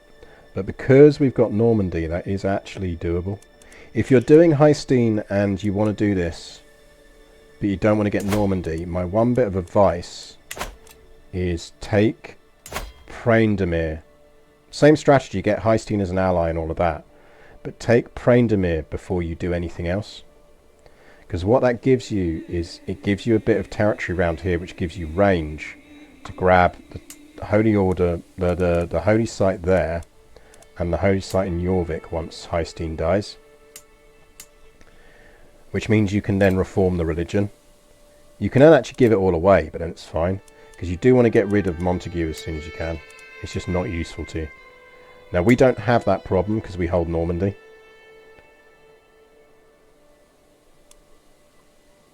But you got to. If you want to do it this way, you do it. We are 63, but in good health.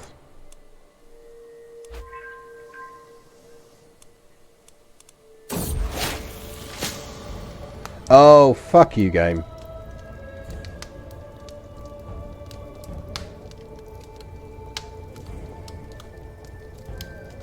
Fuck this game, man. I swear it loses the microphone. Right. It's not the end of the world. It is not the end of the world.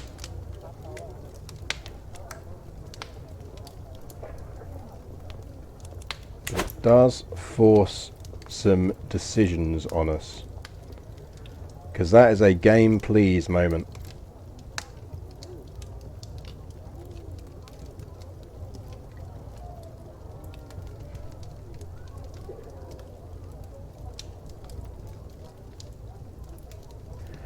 No, mercenaries aren't our solution here. Money is our problem.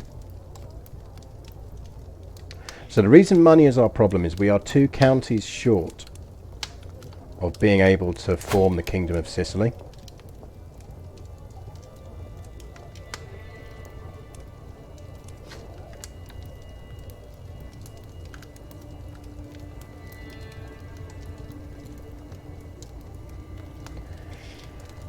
And we kind of want to form the Kingdom of Sicily before we've... In an ideal world, we'd form the Kingdom of Sicily before we pledge fealty to the Byzantines.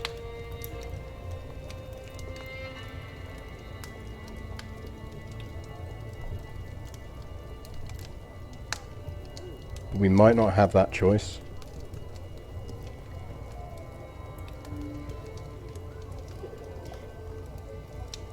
Would it be viable to Varangian over to, say, Cornwall to get away from Charles, solidify there and come over for Normandy once you've built up a bit? I think if you're going to go for Normandy, you are always better off doing it the way I've just done it. I go for it, just go for it first. Right, I need a wine refill, so I'm going to carry on talking while I'm going to the kitchen. But I might cut out a bit when I'm in the kitchen. You're always better off going for Normandy right off the bat if you're going to go for Normandy. Merc up if you have to. Get Halfdan as an ally. But do it straight off the bat. Yay, I have wine. It just works better for you. I know this is like the least pro streamer thing to do, by the way. But, you know, wine. Because once you've got Normandy, you can do lots of things with it. The other way you can do it is just to pledge fealty to Charles and then do it from inside. The thing is, Charles is just going to try and kill you no matter what you do. So you just have to accept that one of your game-ending conditions is Charles successfully killing. The thing is, Halfdan wins that war really quickly. So as you saw with me, you get a moment, but it's not the end of the world. Yeah, I mean, we might just have to break the ceasefires, which I really don't like doing, but...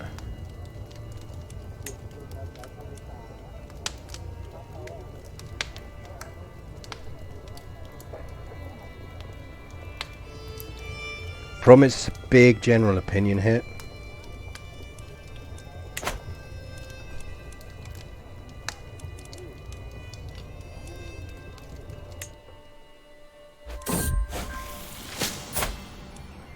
We did just get a good position.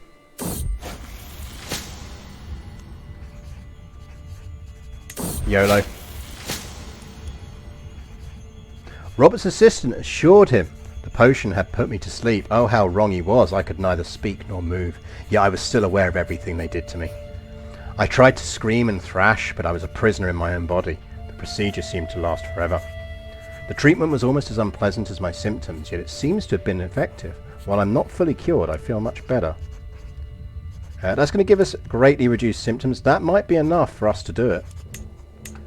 We are one-eyed, but that is going to take us past the point of the truces, which is what we need. I feel like we should barbershop him. Like, he is a fucking warrior.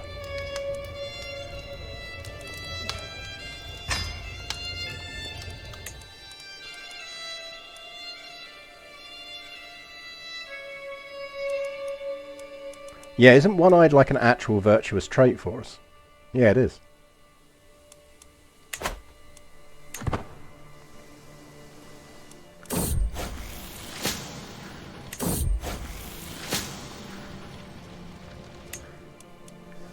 So what we desperately need is... let's pin these guys, because if they die quicker, we can go quicker. The thing is, forming Sicily is going to cost us 500 gold.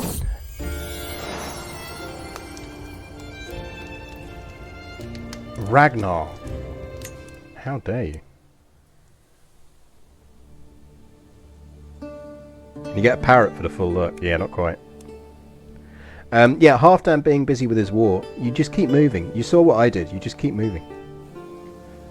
That's all you've got to do. Try and snipe the King of Brittany's army first, because they do nearly always ally straight off the bat.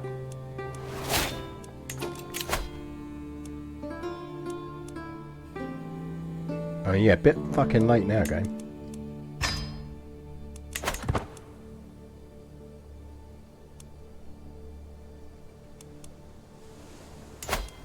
Right, when does our truce on this actually expire?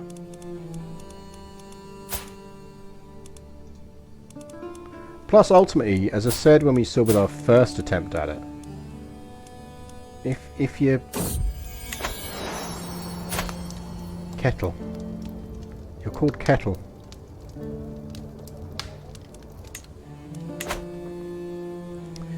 If you fail, you fail quick enough that you can just start doing it. Actually, we should be killing some people in our dungeons. Or no, actually, we probably want to let our son do it. Unless we can get money for people. Whoa, hello. We do want that alliance.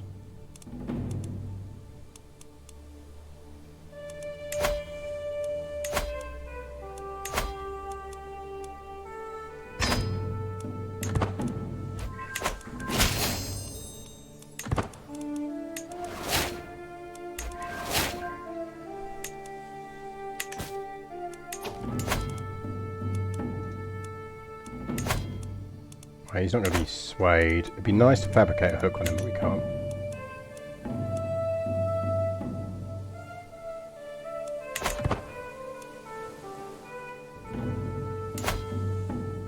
Big fear is him getting attacked by someone else. That would screw us.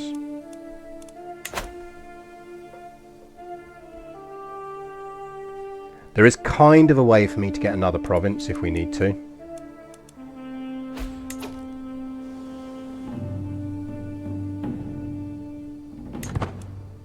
Like, if we really need to.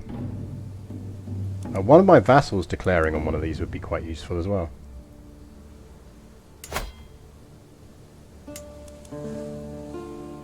We've got 3 years on that truce.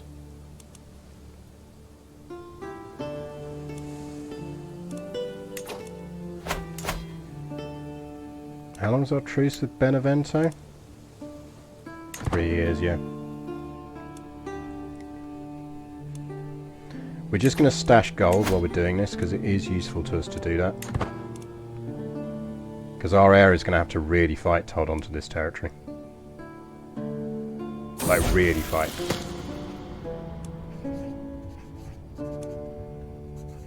Temperate's actually really good. Keep temperate.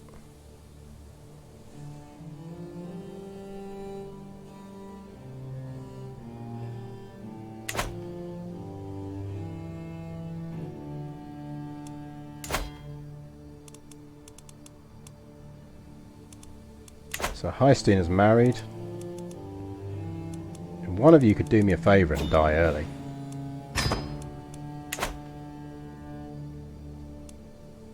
Nah, he hates me too much. He wouldn't swear fealty.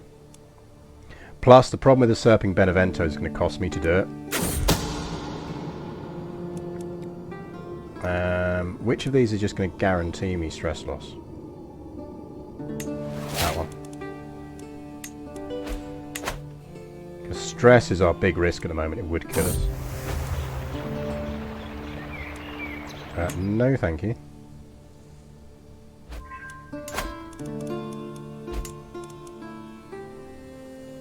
First of March 882 and 25th of February 883.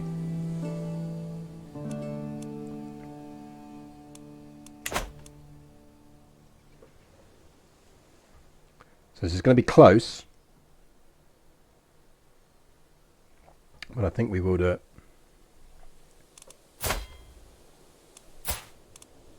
He is going to need to get disinherited, but that's fine.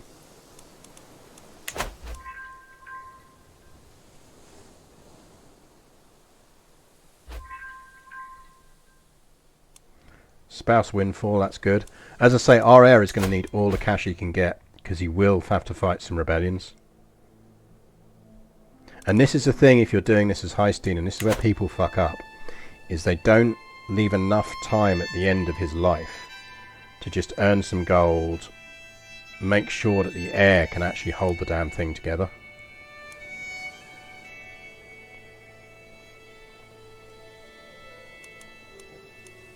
So we are generating a reasonable amount of gold while we're not doing anything. So 882 we can go.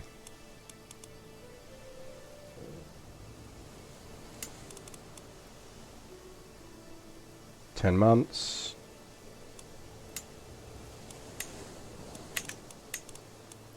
We'll win that quick enough. Good news is these should be quick wars. 8. Him being humble as he's not going to be my heir is good. 7. 6.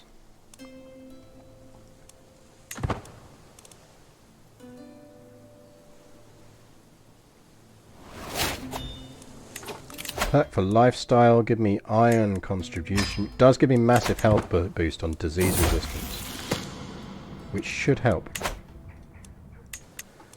Sicilian is spreading.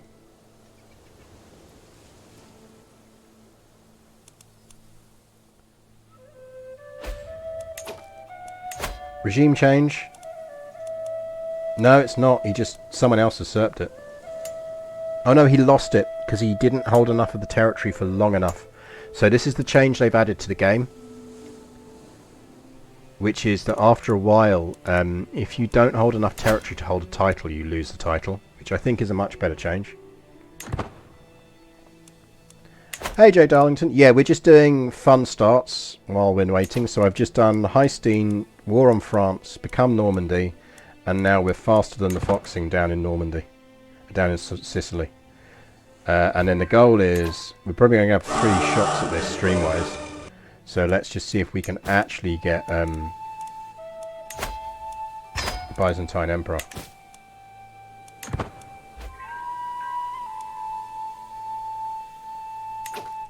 January, I think it's March, but we're fighting Cancer at the moment. Cancer is going to get us. One of them is dead. That is that dude, which is perfect, because now we can just declare war, conquer that. Gimme, gimme, gimme.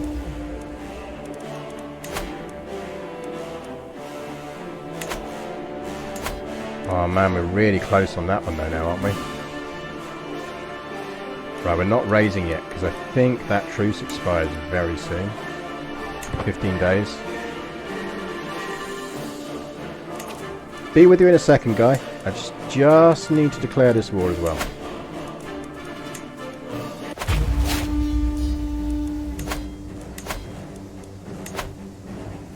That should be far enough away, I think.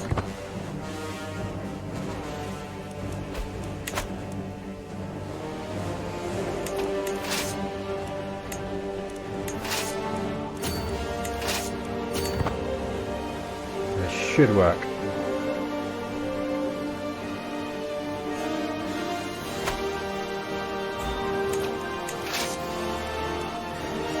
Now, if we leave a siege force there, and these chaps come back, because he's got more troops, this is the big risk, is these chaps. Which we won anyway, so. Well, the good news is we know when we're going to die, because we do have Know Thyself. But yes, you're absolutely right. What we will need to do is disinherit Sicily. We might still let Sicily inherit. It's not impossible that Sicily inherits.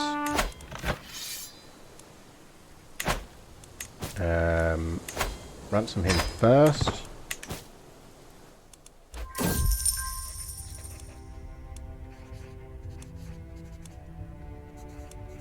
I think get to control benefit.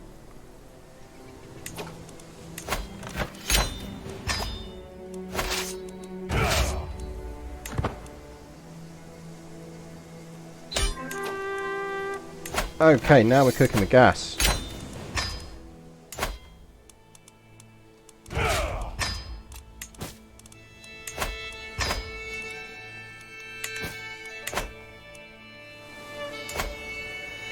That we don't need. That can go to a noble of the Norman culture. That we don't need. It can go to a noble of the Norman culture.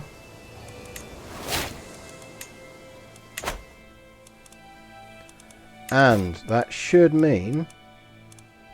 Why can't we create Sicily? We should be able to. We should be able to bounce round the... and just create it.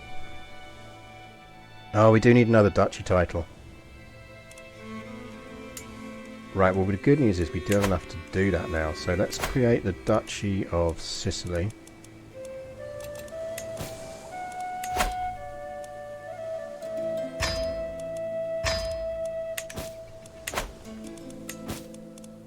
And now we can create the Kingdom of Sicily. Let them see their new king. Hold fort. Here, petitioners.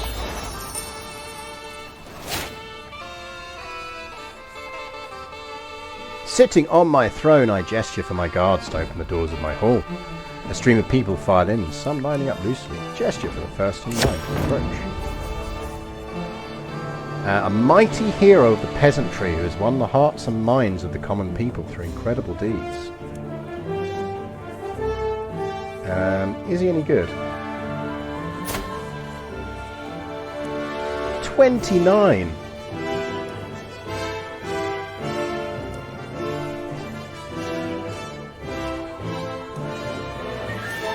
Every knight loses 15 opinion of us. All vassals gain 15 opinion of us. We lose levy reinforcement rate for 10 years. It's not good. How we do that? Mayor Radolf is trying to seduce her husband. Outrageous.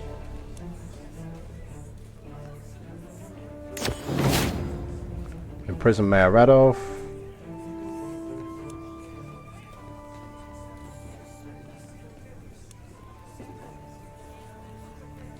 Yeah, get out of my sight.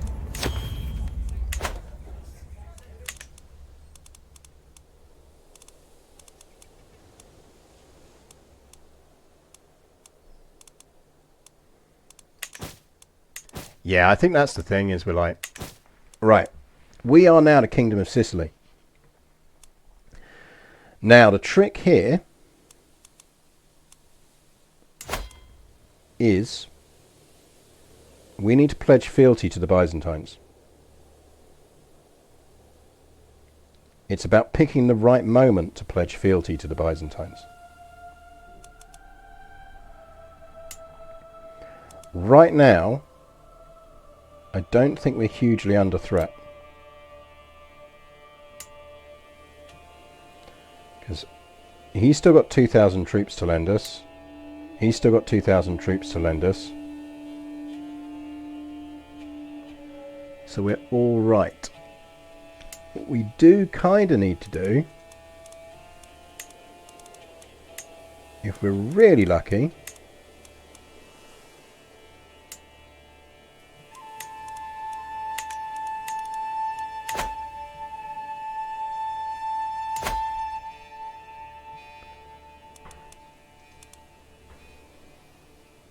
we're out of range. We've got Sicily. We should be close enough. We're lurking over here. We're not quite close enough.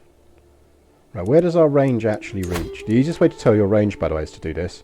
If you hit Fabricate Claim on County, everything that's in yellow is your diplomatic range. Anything that isn't yellow is outside of your diplomatic range. So, on the one hand, you're right, I could try and snatch Syracuse, but I don't need to, because the moment I pledge fealty to the Byzantine Empire, his emperor, he's going to give me Syracuse, because I'm the King of Sicily. And he'll go, that's rightfully your territory anyway.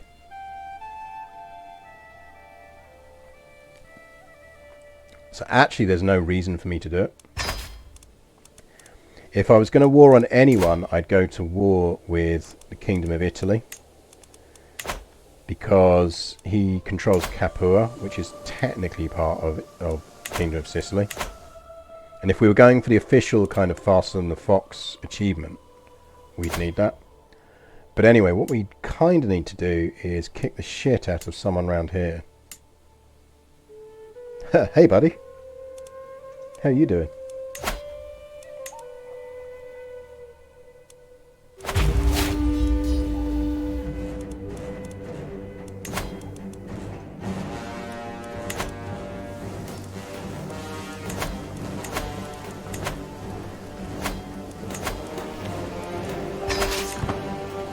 Don't really want to be fighting many more wars. That is more than enough, and we're still generating income.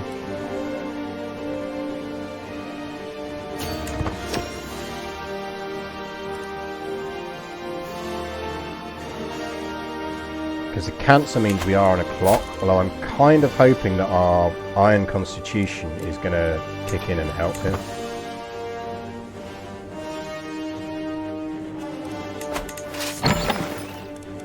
Really like King Bjorn to die.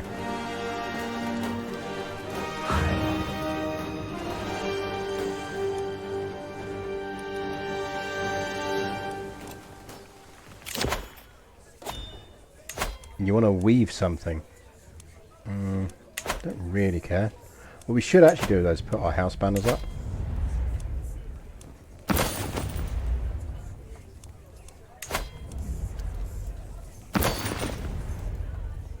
Here we go. Like, I know she's a master, but the right now the money is of more value to her. Oh no! Disastrous! We're now one-legged.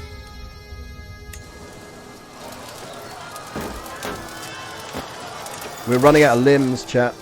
We are running out of limbs.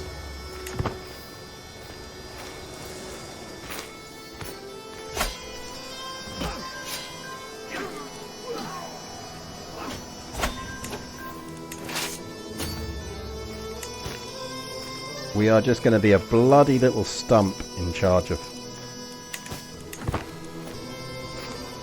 Sicily.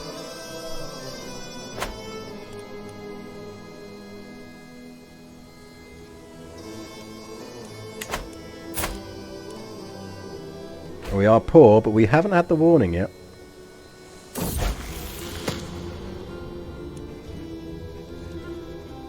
Scully, how are you looking? See, he's not bad.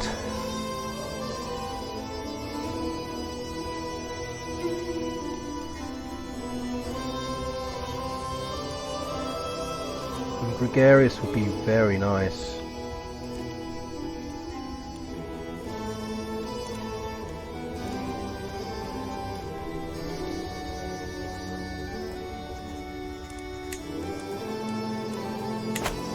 I'm still in two minds about who takes over after us.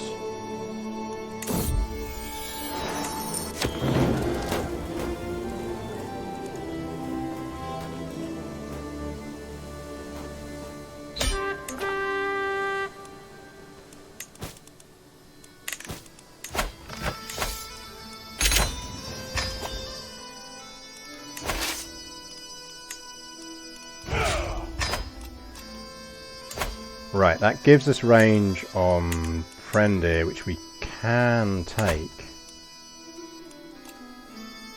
Don't really want to hold a grand block. Like, Haesteinn is not going to reform the faith, but the thing is, if we can grab the territory and then become part of the Byzantine Empire, no one's going to take that territory off of us. So there is a certain amount of saying actually it benefits us to take it now while we can. But it's not critical.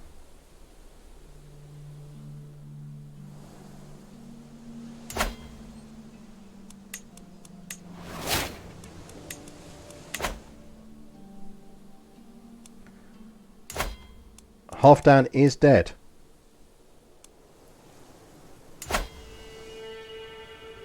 An opportunity awaits. Right, that might mean we need to be declaring fealty now, because we are now within range of people being able to murk us.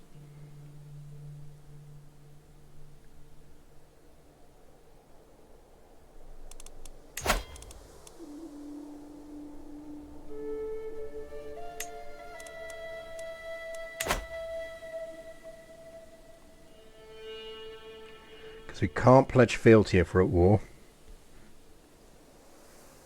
Now, the most likely war against us at the moment is a holy war, which would force us to convert to Christianity. I don't really want to.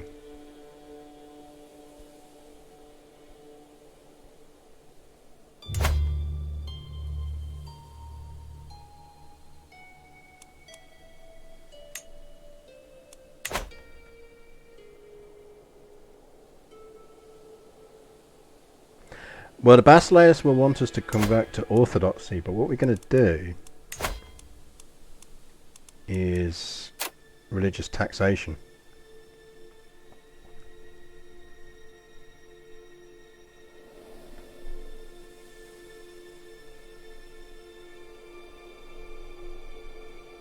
Which will protect us. Or we take low and actually take. In fact, we're better off taking low and then... So what I'd really like to do is, in an ideal world, what I do is I pledge just before we die, because you can only modify your contract once per lifetime. So what we'd then do is we'd pledge with low, we then modify our contract to give us religious protection, and then we die, and then our heir takes over, and we modify our contract again to go back up to normal, and we take title revocation protection. And that pretty much sets us up to be guaranteed a Sartru protected within the Byzantine Empire for our entire time on the map. And then we can always use hooks later to get the guaranteed council positions and everything else. But essentially what I was kind of aiming for, I was hoping Halfdan would live long enough that we could time it to do that. Mind you,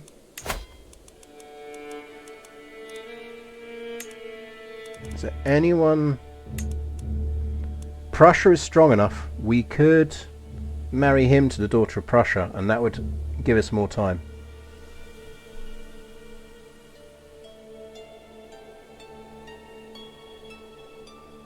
That would buy us time. And she's young enough that we can just break the betrothal.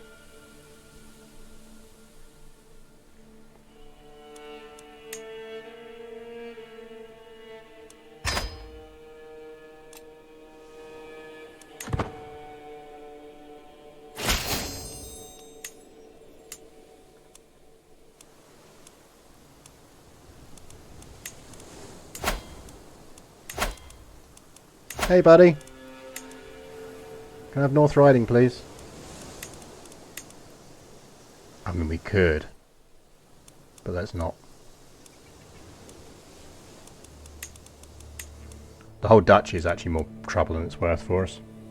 Right now.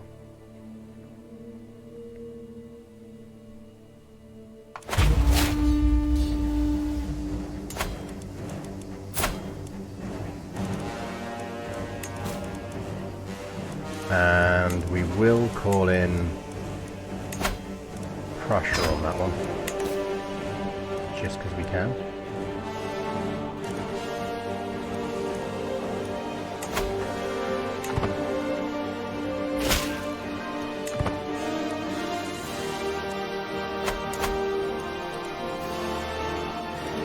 Oh man, how strong is your... He's not strong at all. Right, what are you at war for?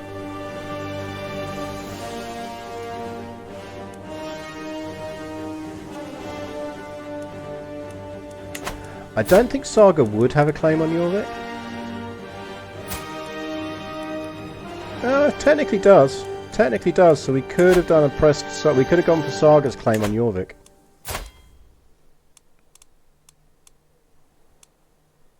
I mean, we still could when our kid takes over. So yeah, we could have pressed Saga's claim.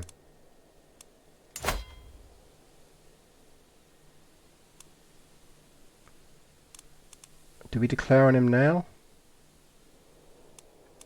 We're basically after Sigtuna because it's got a holy site. I'm not in a rush on Sweden. I don't think I think Sweden's collapsing a bit. I think... Oh, he's subject to a Northman war. I didn't notice that. Yeah, oh well.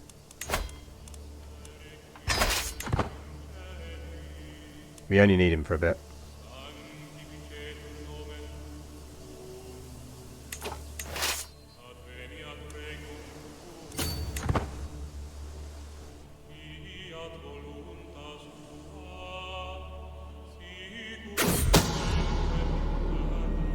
Someone's trying to kill Scully. This could be a case for Mulder. They're not going to pull it off.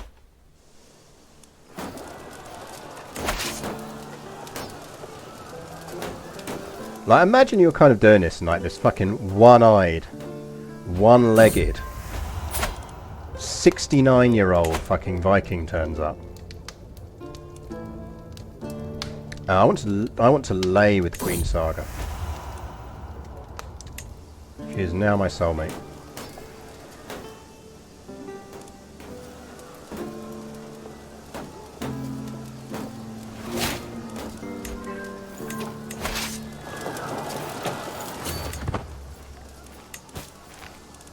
And we'll ransom prisoners.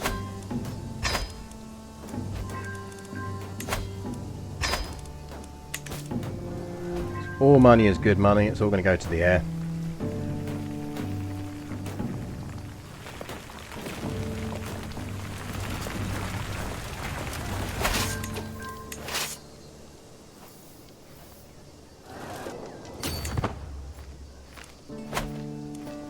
I lost a trait wounded, did my eye grow back? I think that is essentially because of we were wounded from losing the leg.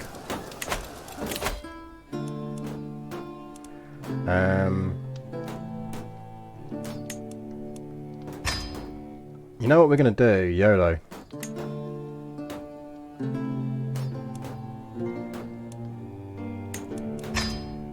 Because if we can get Groom to rule before we die, that'd be a bit of a bonus.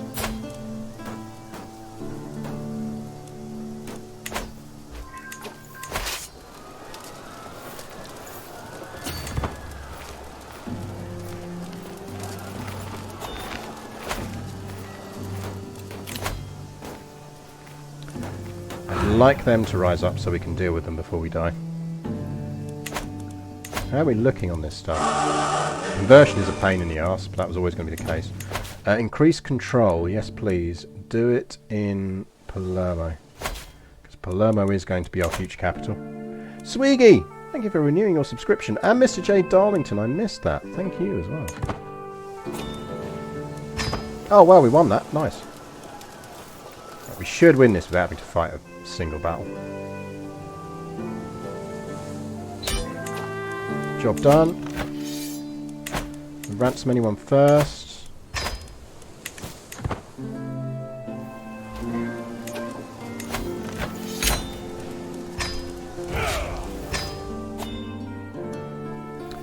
Now York we probably want to keep hold of, because if we build the special building here, we get tax, levies, and some cool things. So we kind of want to keep it. At night effectiveness plus 15% is crazy good. And the control growth is really useful as well. Like York is a really good one to hold. So we need to give something else away. Oh no, we're only on 7, so we're fine. Now, do we take this opportunity to go smack Sweden? I mean, we might as well.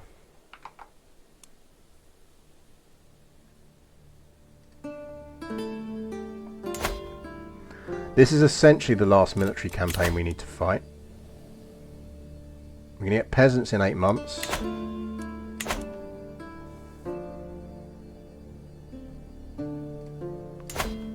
Sweden is weak, and they're losing a war. And we could set pressure on them.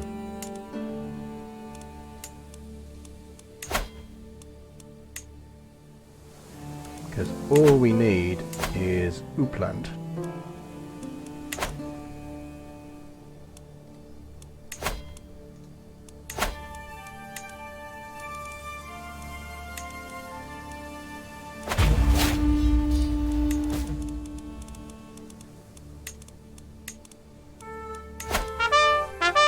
Oh, dude, come on in.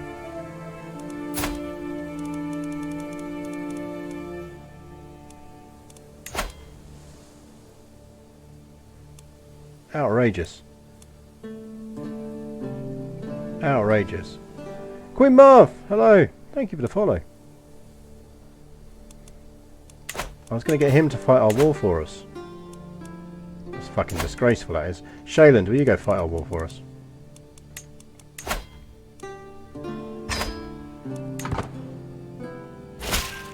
Now, if we don't raise our troops, he should just go and fight it. Because the AI will be operating under its kind of independent go do useful things rule, rather than go follow the human player around. So we should be able to let him fight this war whilst we take lots of money income, which is going to be useful for our heir.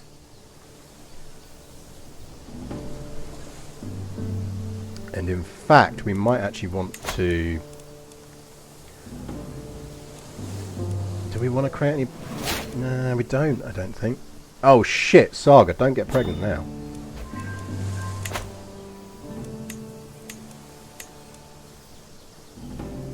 That may be a baby that's about to spend some time in the basement nursery.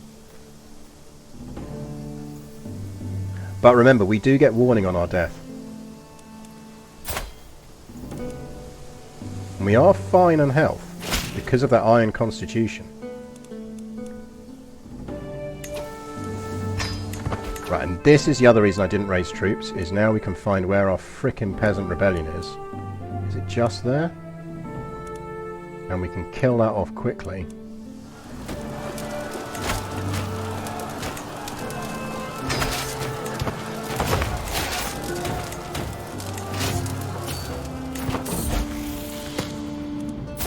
Scully, you are bang average at best.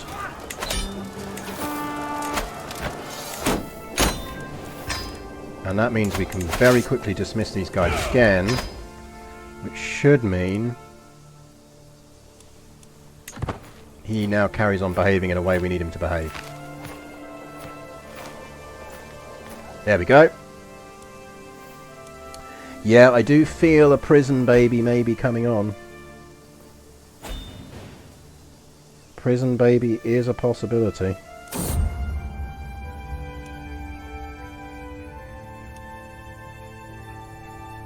That wouldn't fully stress us out. That isn't really going to do it. I think we just go with that. Oh, you star! Well done, Saga. You chucked out a daughter. That's useful for us because it means our heir can get a good... get an alliance out of it. Keep up the good work there, Snake Eye. You're doing good work. Doing God's work there, Snake Eye. If you could win that siege and then go kill him, that'd be really useful.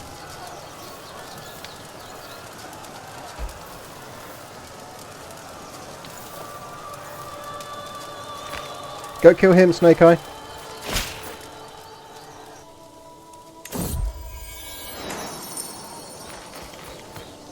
Get him, Snake Eye. Get him. Snake Eye.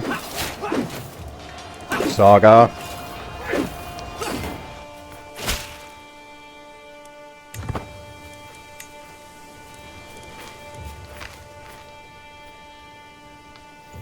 I like that kind of like, this is clearly the first time we've been home in a long time.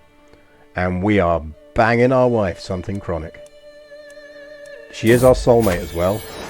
Oh no, sorry Saga. But we are doing the sexy times.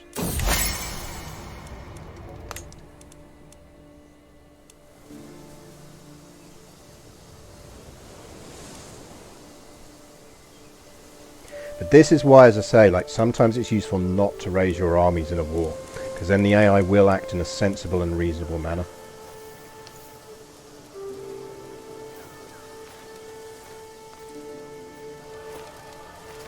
Now I think if they go for him, they will win.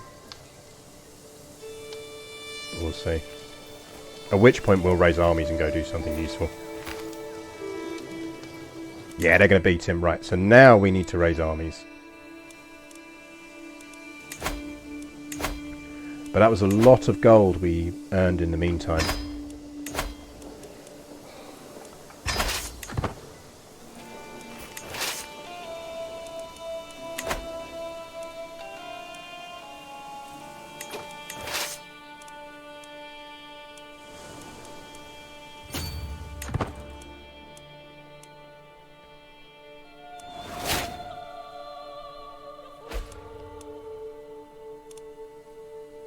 King Melis joined the... How does that work? Who are you? The King of Estonia is getting involved. Well, fuck you, King of Estonia. Right, if we go for that now, are we going to win? We're not. Fuck me, how good are your armies? Got 21 days on disembarked. We might actually lose that now.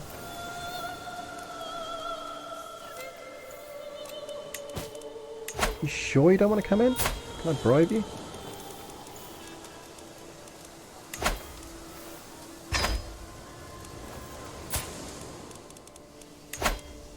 Now you'll come in.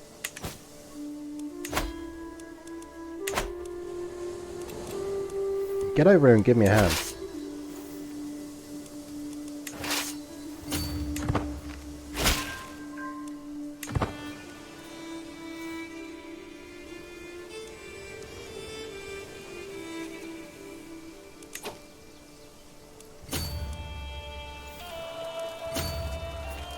So that's balanced. But Prussia should be inbound. It's kind of a question of whether we hold off and wait. I think we let them unsiege it and then we go for it. I'd rather wait until we've got the guaranteed forces in.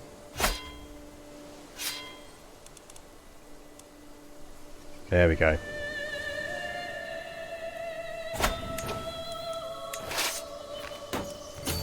Now if we take that back, we should be fine. Lombard Catholic's going to rise up. That's annoying, but we can deal with it. Oh, we lost cancer!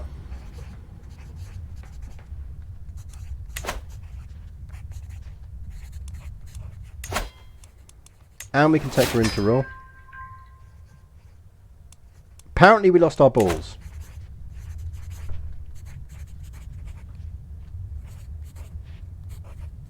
Robert gave me a draught which tasted most peculiar. It made me feel numb and my eyelids started drooping. I apologise, my lord, but you do not want to be awake for the next part. Panic hit me and I tried to get up from the operating table. So he cut my balls off and that cured cancer. I mean, swings and roundabouts. One-eyed, one-legged and no-balled. We are losing appendages, chat.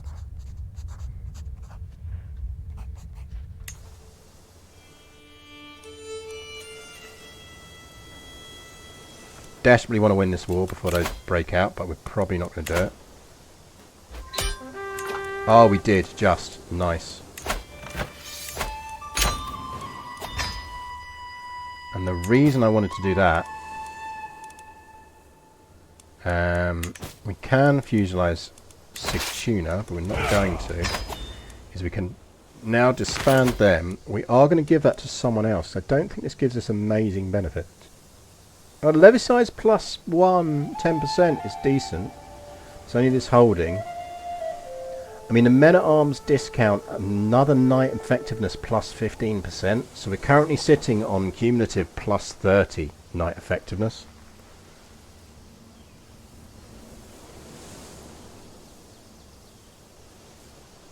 Shower this man with gold. Yeah, absolutely.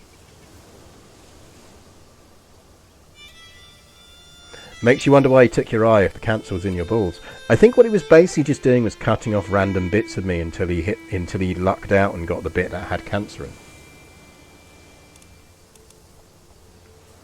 Right, I think we're keeping hold of Uppsala. Which probably means we need to... It's more useful for us to keep stuff down here in the long term. So I suspect we're going to have to get rid of you.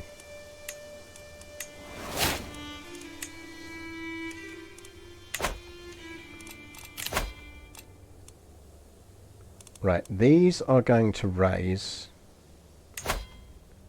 in Salerno, in Benevento, in Apulia, in EU, and in Avranches. So...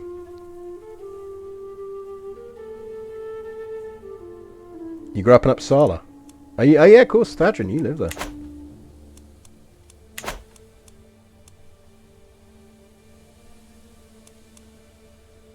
So the important thing is we now control enough territory that when it comes to it, we can reform the religion if we get Prandhimera as well. And we will probably now live long enough to get Prandhimera. Who's conquering Prandhimera at the moment?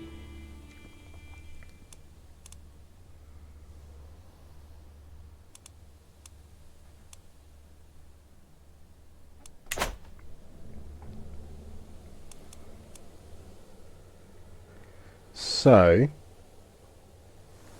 we probably want to smack around to the ones that are down here first.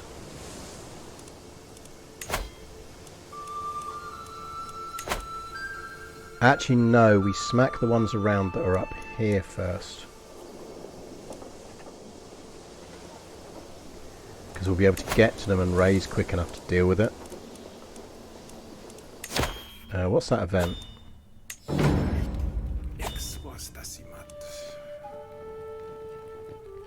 Yeah, I'll speak with her.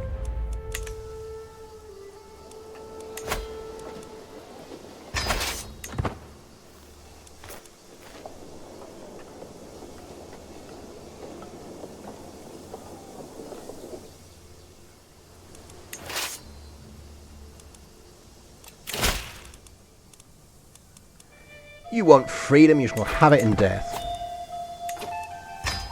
Rally the troops! Oh, fuck off. After all of that, none of you broke out up here? You little shits.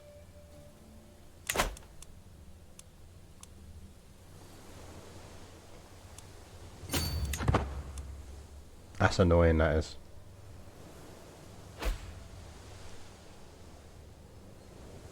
We might have to hire some mercs to deal with this. But that's fine. We don't have cancer anymore. We don't have any balls anymore. We also don't have cancer. Also, we should be moving faster than those ones because we're Vikings and they're not. King Charles is trying to kill us again. Does our spymaster like us? We don't have a spymaster. I feel like it's probably quite important for us to have a spymaster right now.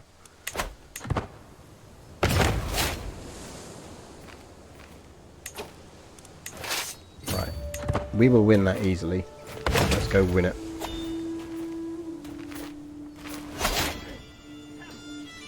I'll kind of laugh if Charles actually manages to kill us.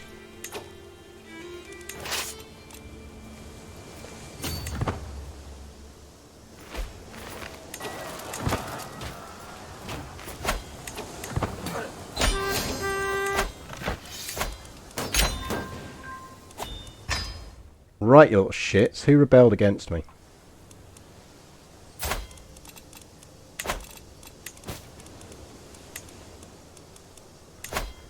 Right. You get murdered.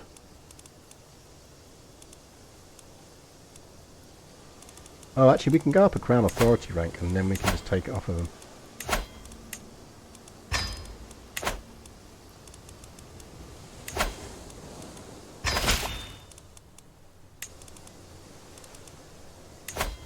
And the mayor might as well get ransomed. So that we would just grant to a Norman culture.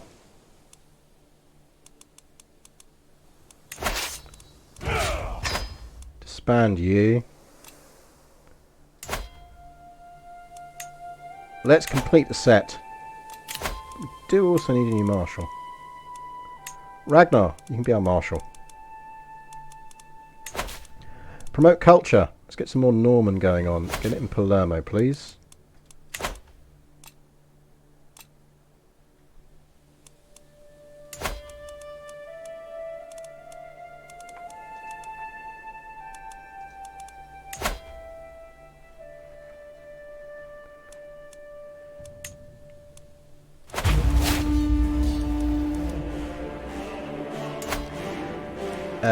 How you doing, Snake Eyes, old buddy? You go fight that war for me.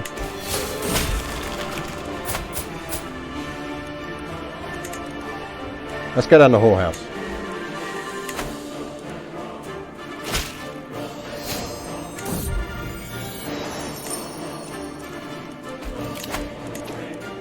The new Chancellor. Oh, that was because she was our friend, wasn't she?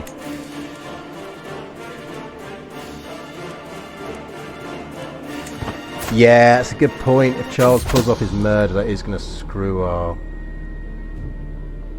My son and heir is plotting to kill my other son. I mean... Not the end of the world. Actually, Scully, we probably do want to take over.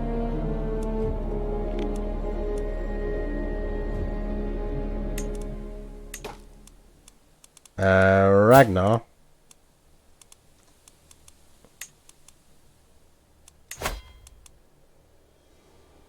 I feel like you're going to get disinherited, kid.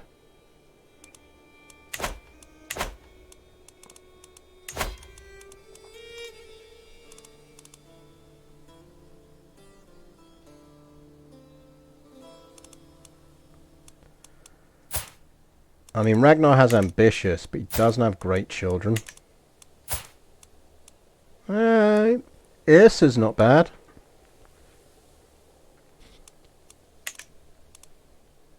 Thing is, he's only got 8 stewardship, and 8 stewardship is not going to be enough to hold 7 domains. He's got 10 years on Scully. I think we're probably disinheriting Ragnar.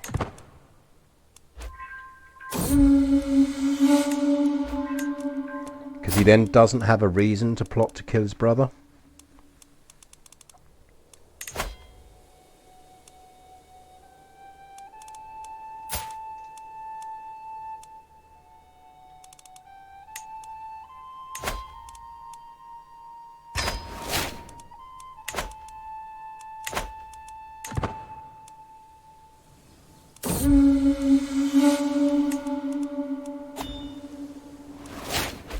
Cheers, Snake Eye, you're a pal.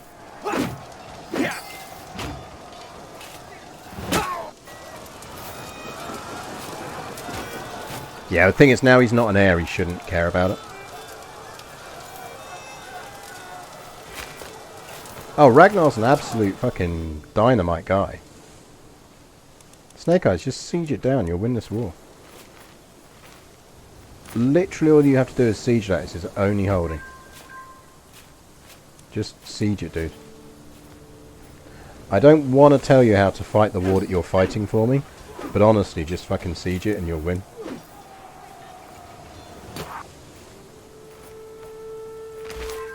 Like, throw your men's lives away, that's fine. Right, now we've got issues.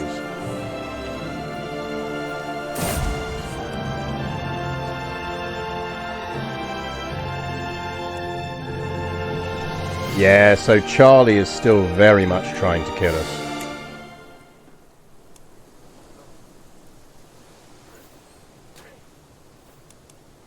Kind of feel like we might want to pledge loyalty. There's probably a lot of people that hate us.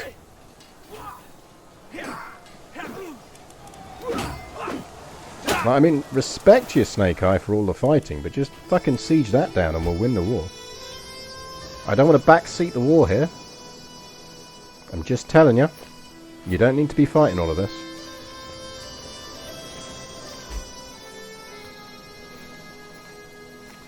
Prince Ragnar converted culture.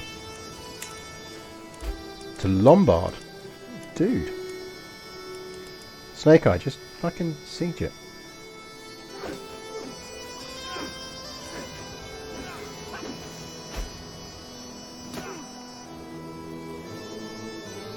I wonder whether the inheritance thing influences that. I.e. now he's not in line for a Norman title. He's more likely to convert. Goes native as soon as he's kicked out of Daddy's house. Yeah, exactly. I wonder if that is actually a kind of a more likely thing. Right, we want... Doesn't really matter here. We'll go with that. I'm actually going to take intrigue. I'd quite like to not get killed.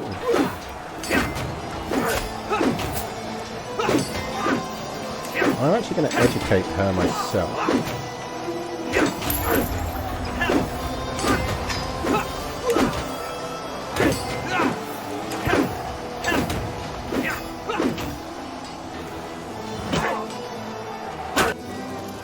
Right, just stay there, dude. Don't make me come over there. Like, you've lost half your men doing this. Oh. Snake Eye, man. Okay, look, I'm coming. I'm coming, Snake Eye.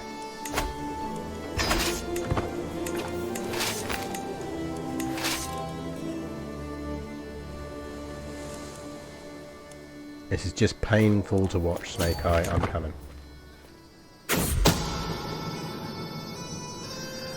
I throw away the covers the moment I feel something brush against my leg, but the swift movement only agitates the spider. Even in the dark room I recognized a deadly spider. How has it ended up in my bed? The spider's venom spread with a burning sensation through my body, but I called for my physician at once. It was a painful endeavour, but as the sun rose, the pain of poison was finally let go. This was undoubtedly the work of that abhorrent boar, King Charles. See, this is the thing, King Charles will constantly try and kill you. Can we do like an old man fight? Oh man, we're too old. We could have done an old man fight.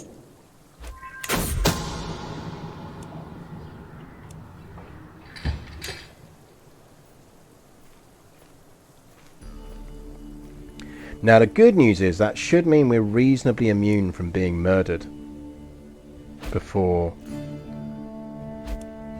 and just die of a natural death now, I would expect.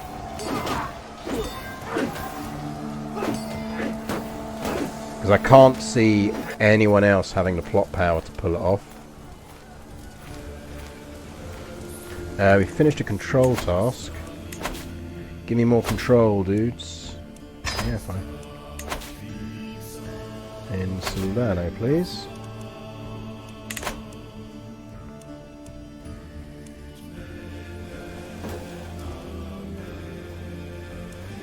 I feel a bit mean for what we've done to Snake Eye's army with all of this.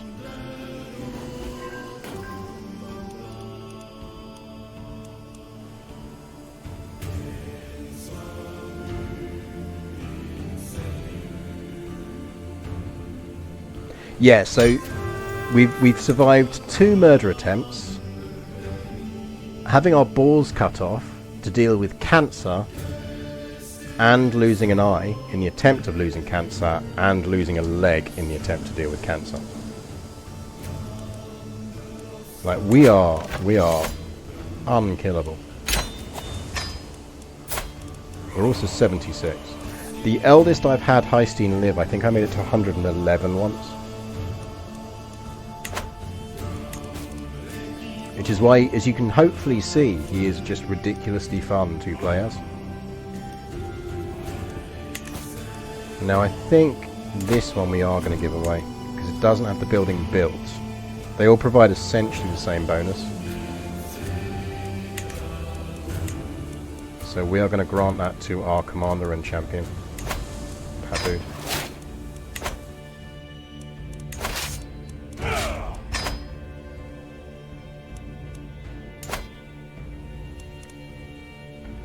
Now the thing is, there's not really a lot we want to still conquer now.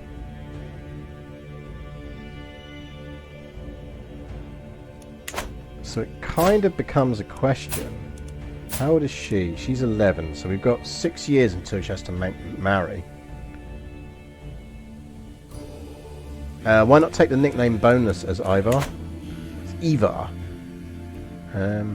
Could do.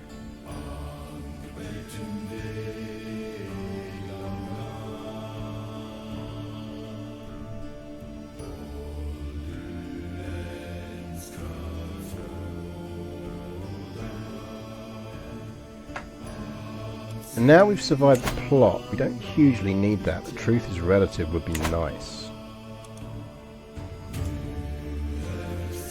We've already reset our perks, so we can't reset our perks again.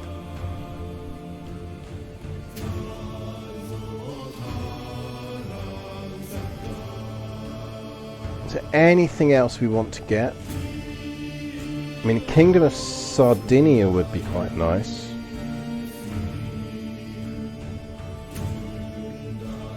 To be honest, we've got enough gold that we can start building buildings in our future capital, which is Palermo.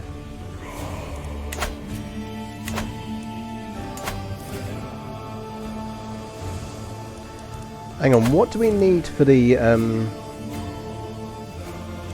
Sicilian Parliament?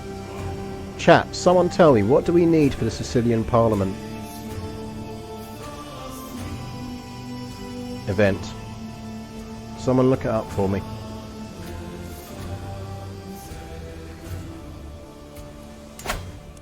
Because we could become the Kingdom of Naples. I think we need to be of Sicilian culture. But that's not impossible.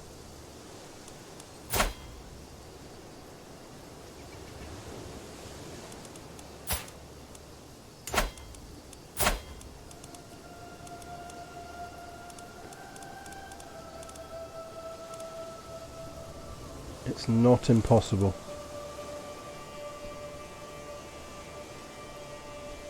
Because there's a specific event that gets you Sicilian Parliament, which is really nice.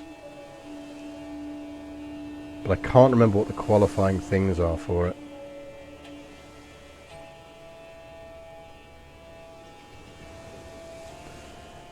Adult independent, at peace, feudal, 10 learning, Latin heritage.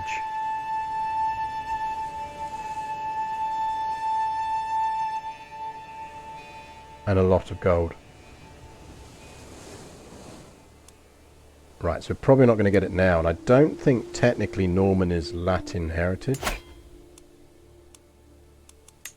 So we just need to not wipe out Sicilian, and we can do it at some point.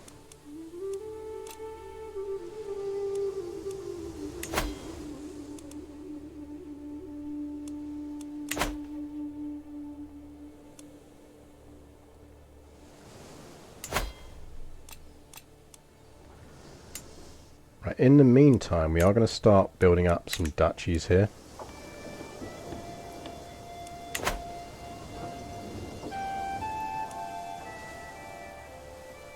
And a holy order would be nice.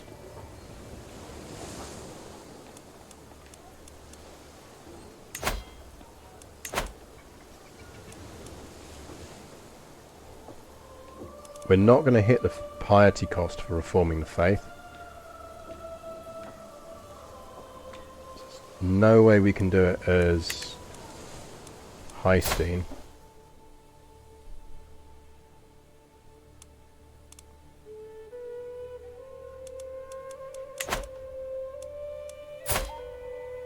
I love that we're still in fine health.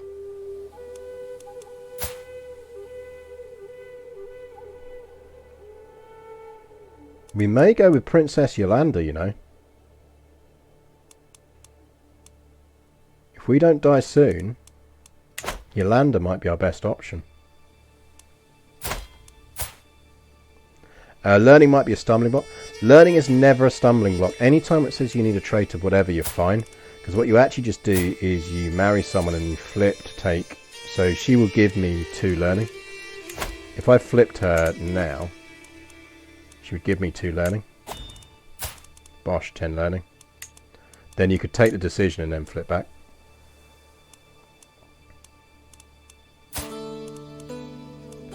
I think we educate Yolanda.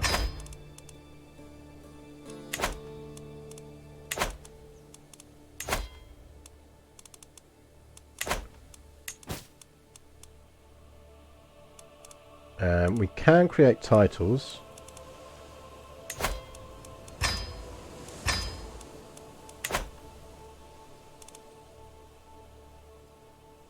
Yep, so it absolutely works for boosting your own traits like that, because it applies the percentage to trait things to yourself, which is then how it works. So anytime you're like, oh no, I need to take this decision, but I need X learning, or I need X martial, just marry someone who's got enough that when you can flip to it temporarily, take the decision and then flip back.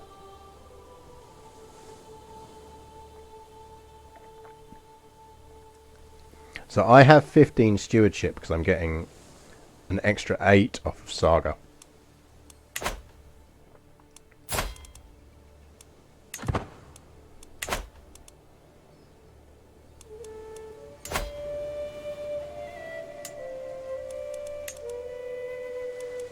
Let's give Salerno manor houses.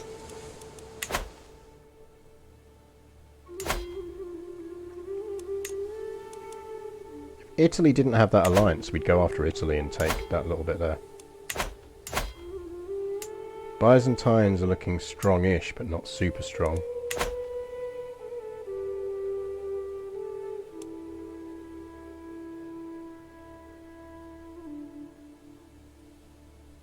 Yeah, or you just flip your focus to a thing that gives you the relevant +3. That does absolutely work.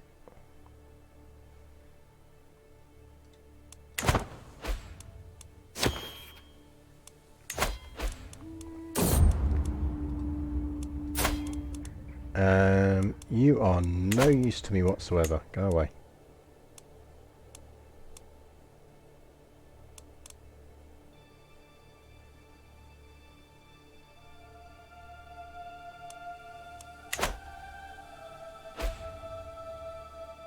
King Bjorn died. I mean, we did fight a war against him, so he can't be that good a friend of ours.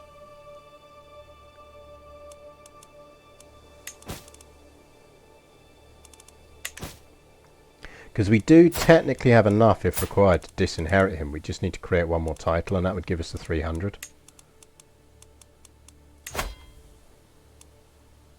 Oh, it's cheap of him. Why is it cheap of him? Interesting. Oh, because he's unlanded. If he was landed, it would be more expensive. But he's unlanded. So if our daughter turns out decent, we could disinherit him as well.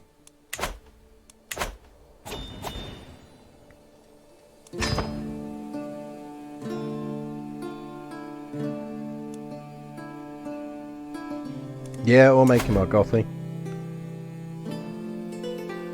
Pope's very low in gold. Are there any holy orders?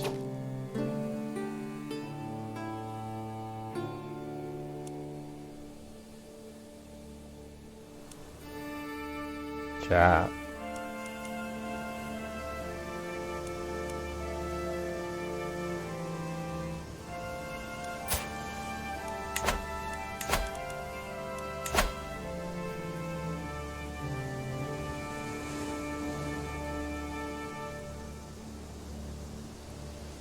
Kind of feel like it's the thing that Haesteinn would do, isn't it?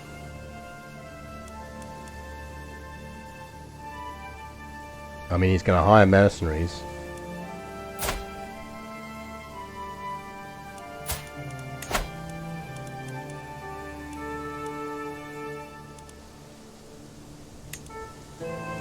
That's a really good fucking marriage. Won't get a matrilineal on it.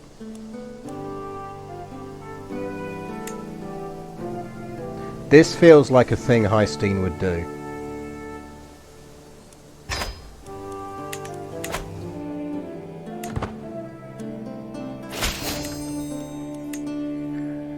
Either this goes catastrophically wrong, but we've proven, hopefully I've shown you how good a start this can be, or this goes magically right and we continue it next Sunday with the one-legged, one-balled, one-eyed 77-year-old Haesteinn finally taking Rome. Sinith22, thank you very much for the follow. Well, for the sub, that's really nice of you, thank you.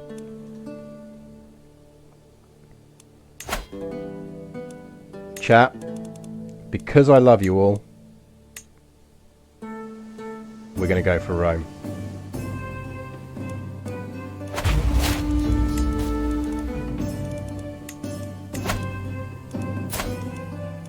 Sigurd, tell you what lad, you can sit this one out. Prussia, you're coming in. And Kiev, you're coming in.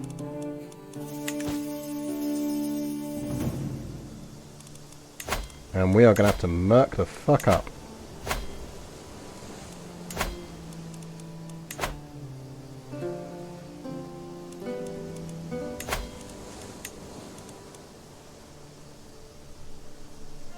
Probably get me some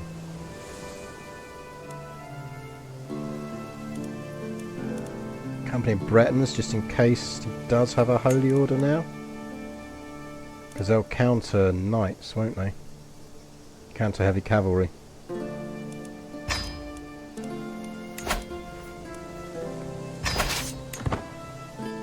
More like 2/3 Steen.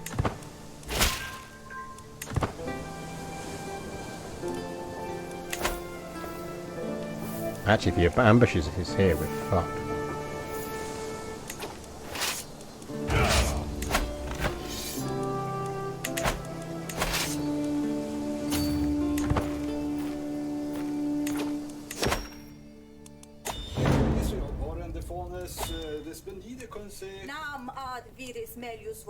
My steward can handle the matter. Fuck you, gold. Have we got anyone we can... Shit. Right, we need to capture someone quickly. We need some booty. Come on, the Haesteinn. We're going for Rome.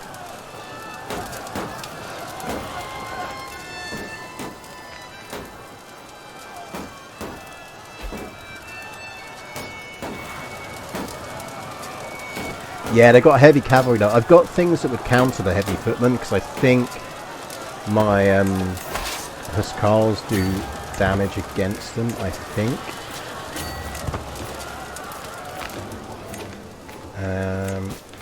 Oh, we didn't capture anyone. I feel like we should be going after that army.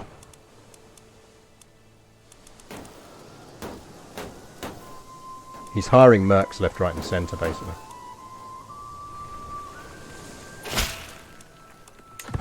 Get in the game, Kiev. Get in the game.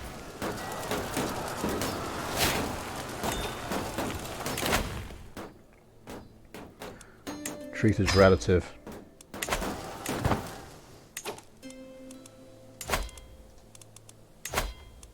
Give me a hook.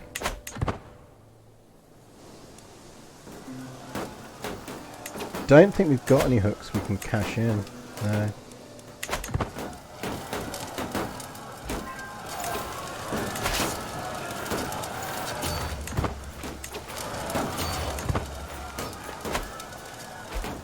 Only 22 months on that. That's not bad. Where's he gone? Has he gone after our carrot? Oh, he called a crusade that failed. That sucks to be him. Shit, he called in a holy order. That's the Knights Templar. Can we beat them now? We can beat them now. We need to go after them now. Because we need them dead before he can get an army back. Rip the Knights Templar.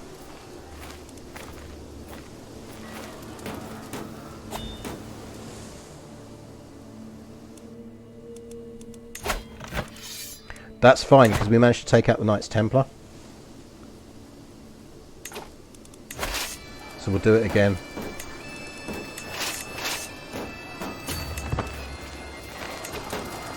And that should be me.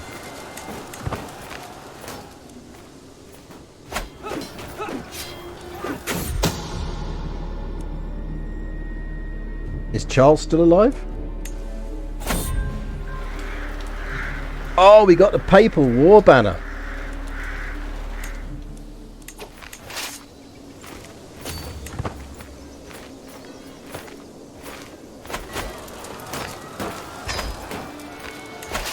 You not standing on there. Fucking idiots.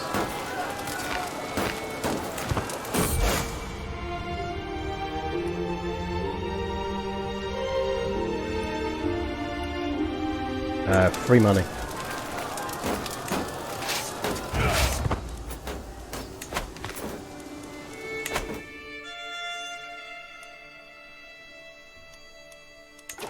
How is that plot doing? 520, we're probably good. We'll survive a third attempt.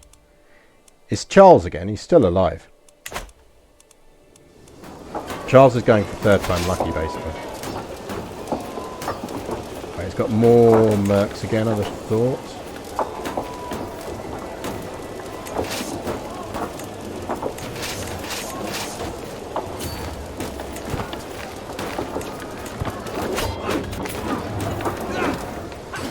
This is basically the issue with fighting the Pope, is you're just constantly having to fight what forces he raises.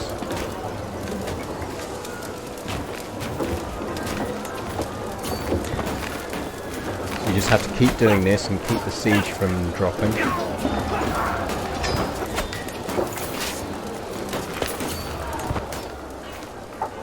Because if you let him get any degree of strength, he'll just destroy you.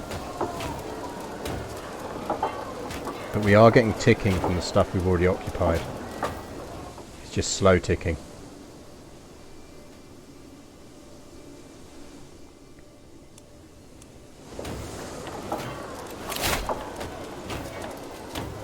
Peasants, that's fine. Oh no, rip Robert. Can we get some Fs in chat please for Robert? Because Robert was absolutely fucking brilliant. Okay, he cut off various parts of our body, but he did actually cure us of cancer.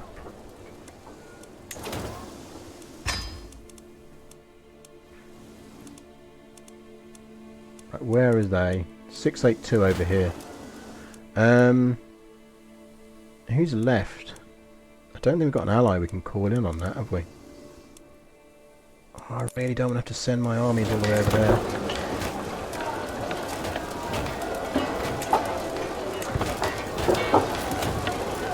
We've got to focus on this first.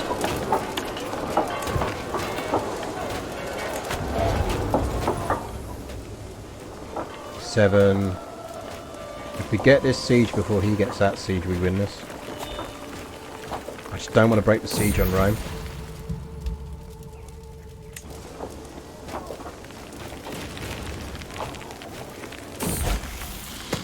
Snake Eye's not going to have any troops. You're not gaining lazy. You can have arbitrary. Arbitrary can actually be surprisingly useful.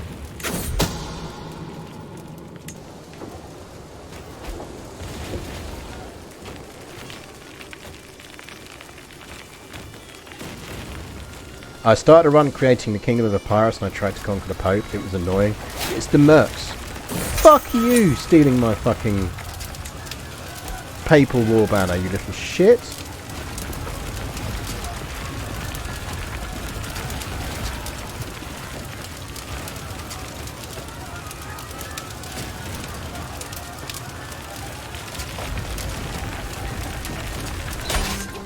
Gotcha. We got Rome.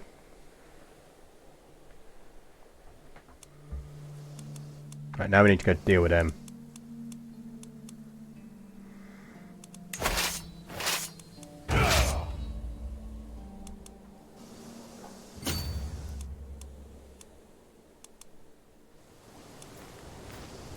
Man, what do we keep and what do we give away now?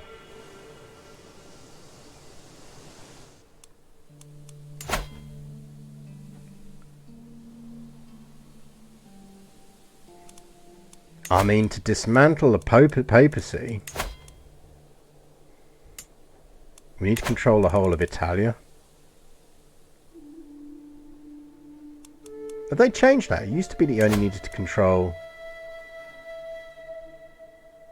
You didn't used to have to control the whole of Italia. Didn't it used to just be the Romana region?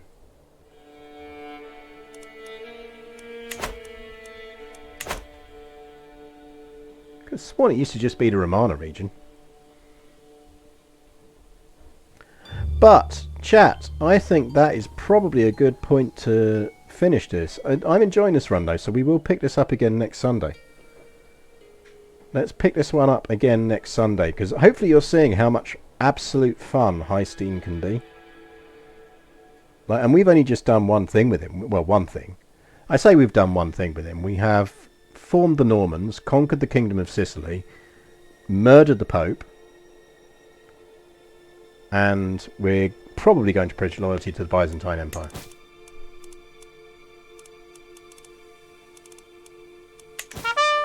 And we've taken enough territory to reform the religion. It shows you what you can do with Haesteinn. And we've lost some limbs and we're 80 years old. I do suspect Yolanda is going to be our heir.